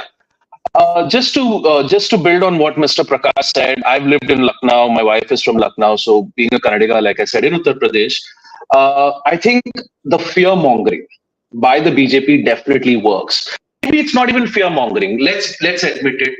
Law and order in Uttar Pradesh has got better under Yogi Adityanath. It has vastly improved under Yogi Adityanath. Even people living in Noida and where I am currently will tell you that law and order has improved. So I think there is a fear in the mind of the voter that any vote for a non-BJP party will that bring back the bad old days, where law and order was a problem. Law and order was a major problem even in Noida, for example. Right? So safety has always been an issue in Uttar Pradesh. So in a sense, the opposition has to overcome that fear. And then you throw the mandir into it, you throw the polarization into it. You have essentially got, I think to me, Uttar Pradesh today is the new Gujarat. It has become the new Hindutva fortress. There is a lot of discontent brewing in the BJP. Gujarat, for example, you don't really see that in Uttar Pradesh. So I think Uttar Pradesh has become sort of a safe haven now for the BJP. Law and order, yes, but one issue which BJP addresses in its manifesto, Aditi, the paper leaks issue. The paper leaks issue will be a major issue in the assembly election. It's not emerged as one in the general election, but because of the paper leaks, government postings, government jobs are not getting filled up. The UP government, Yogi Adityanath, has to find a way to ensure that there are no more paper leaks. But yes, on law and order, they're winning. On Mandir, they're winning. On welfareism and Labharti, they're winning. And Mr. Yadav and Mr. Gandhi have a tough task in the Lok So, Sabha election. so Abhishek, I would say, you're, yeah, so yeah, basically you're saying yes, that while in Karnataka, you don't see yes, BJP having the same kind of comeback on all the seats that it had in 2019. yes, In UP, you're seeing yes. a comeback on all the seats Uh, Comeback for the Congress India Alliance in for UP. the for the for the BJP for the BJP. Yes, the BJP is in a obviously much stronger position in Uttar Pradesh. Uttar Pradesh is now practically a BJP fortress. It's and Yogi remains very popular. So you have the Modi-Yogi factor. Like I said, you don't have. So Akhilesh Yadav brings a lot of baggage with. Samajwadi Party has a lot of baggage in Uttar Pradesh, right? So it is difficult for Akhilesh Yadav to escape that baggage. And this is one man with who's leading a small party against the world's largest political party. Whereas in Karnataka, you have a robust and strong Congress with strong regional leaders leading the fight against the BJP. So the Karnataka model has to be replicated across the country, where you have a strong regional leaders leading the fight against Prime Minister Modi. Unfortunately, Mr. Yadav, for him, the 2027 assembly election is going to be the. And let's not forget, Aditi, in 2029, we were going to have one nation, one election. The Prime Minister is Yeah, coming back. I think everybody knows the Prime Minister is coming back, and we're going to have one nation, one election. And then Mr. Yadav will have to fight the assembly election and the Lok Sabha election at the same time. So 15 times ahead. Let's see what happens. yeah, difficult times ahead for the opposition, which Yes, is already in a very yes, um, yeah. opposing situation, so to speak. But thank you so much for joining us. Thank you. That's phase two of voting that's been completed today. All our panelists have given us great perspectives, and we will come back. Obviously, I hope to have each of you back. Rashmi, I know you've not been able to have a lot of time on air because we had too many panelists, but we'll try and do, limit the number of panelists from next time onwards so that everybody has a fair share and we can have a proper conversation. Because as I said, this is not a TV debate where we are shouting at each other and trying to get our point across. We're just trying to have a conversation and inform our viewers of our analysis, give them a studied opinion on all things elections. There's still a long stretch ahead. Two phases are over. Four more to go, five more to go, and then Right. the calls, and then of course June 4th when all of it comes. Actually, June 2nd. Many of us are missing out June 2nd when the state election results are going to be out. So June 2nd and then June 4th. We look forward to having many of you back with us. Thank you so much, Abhigyan, Abhishek, and Rashmi for your time. We'll keep coming back to you, more viewers. Please stay tuned to Times of India.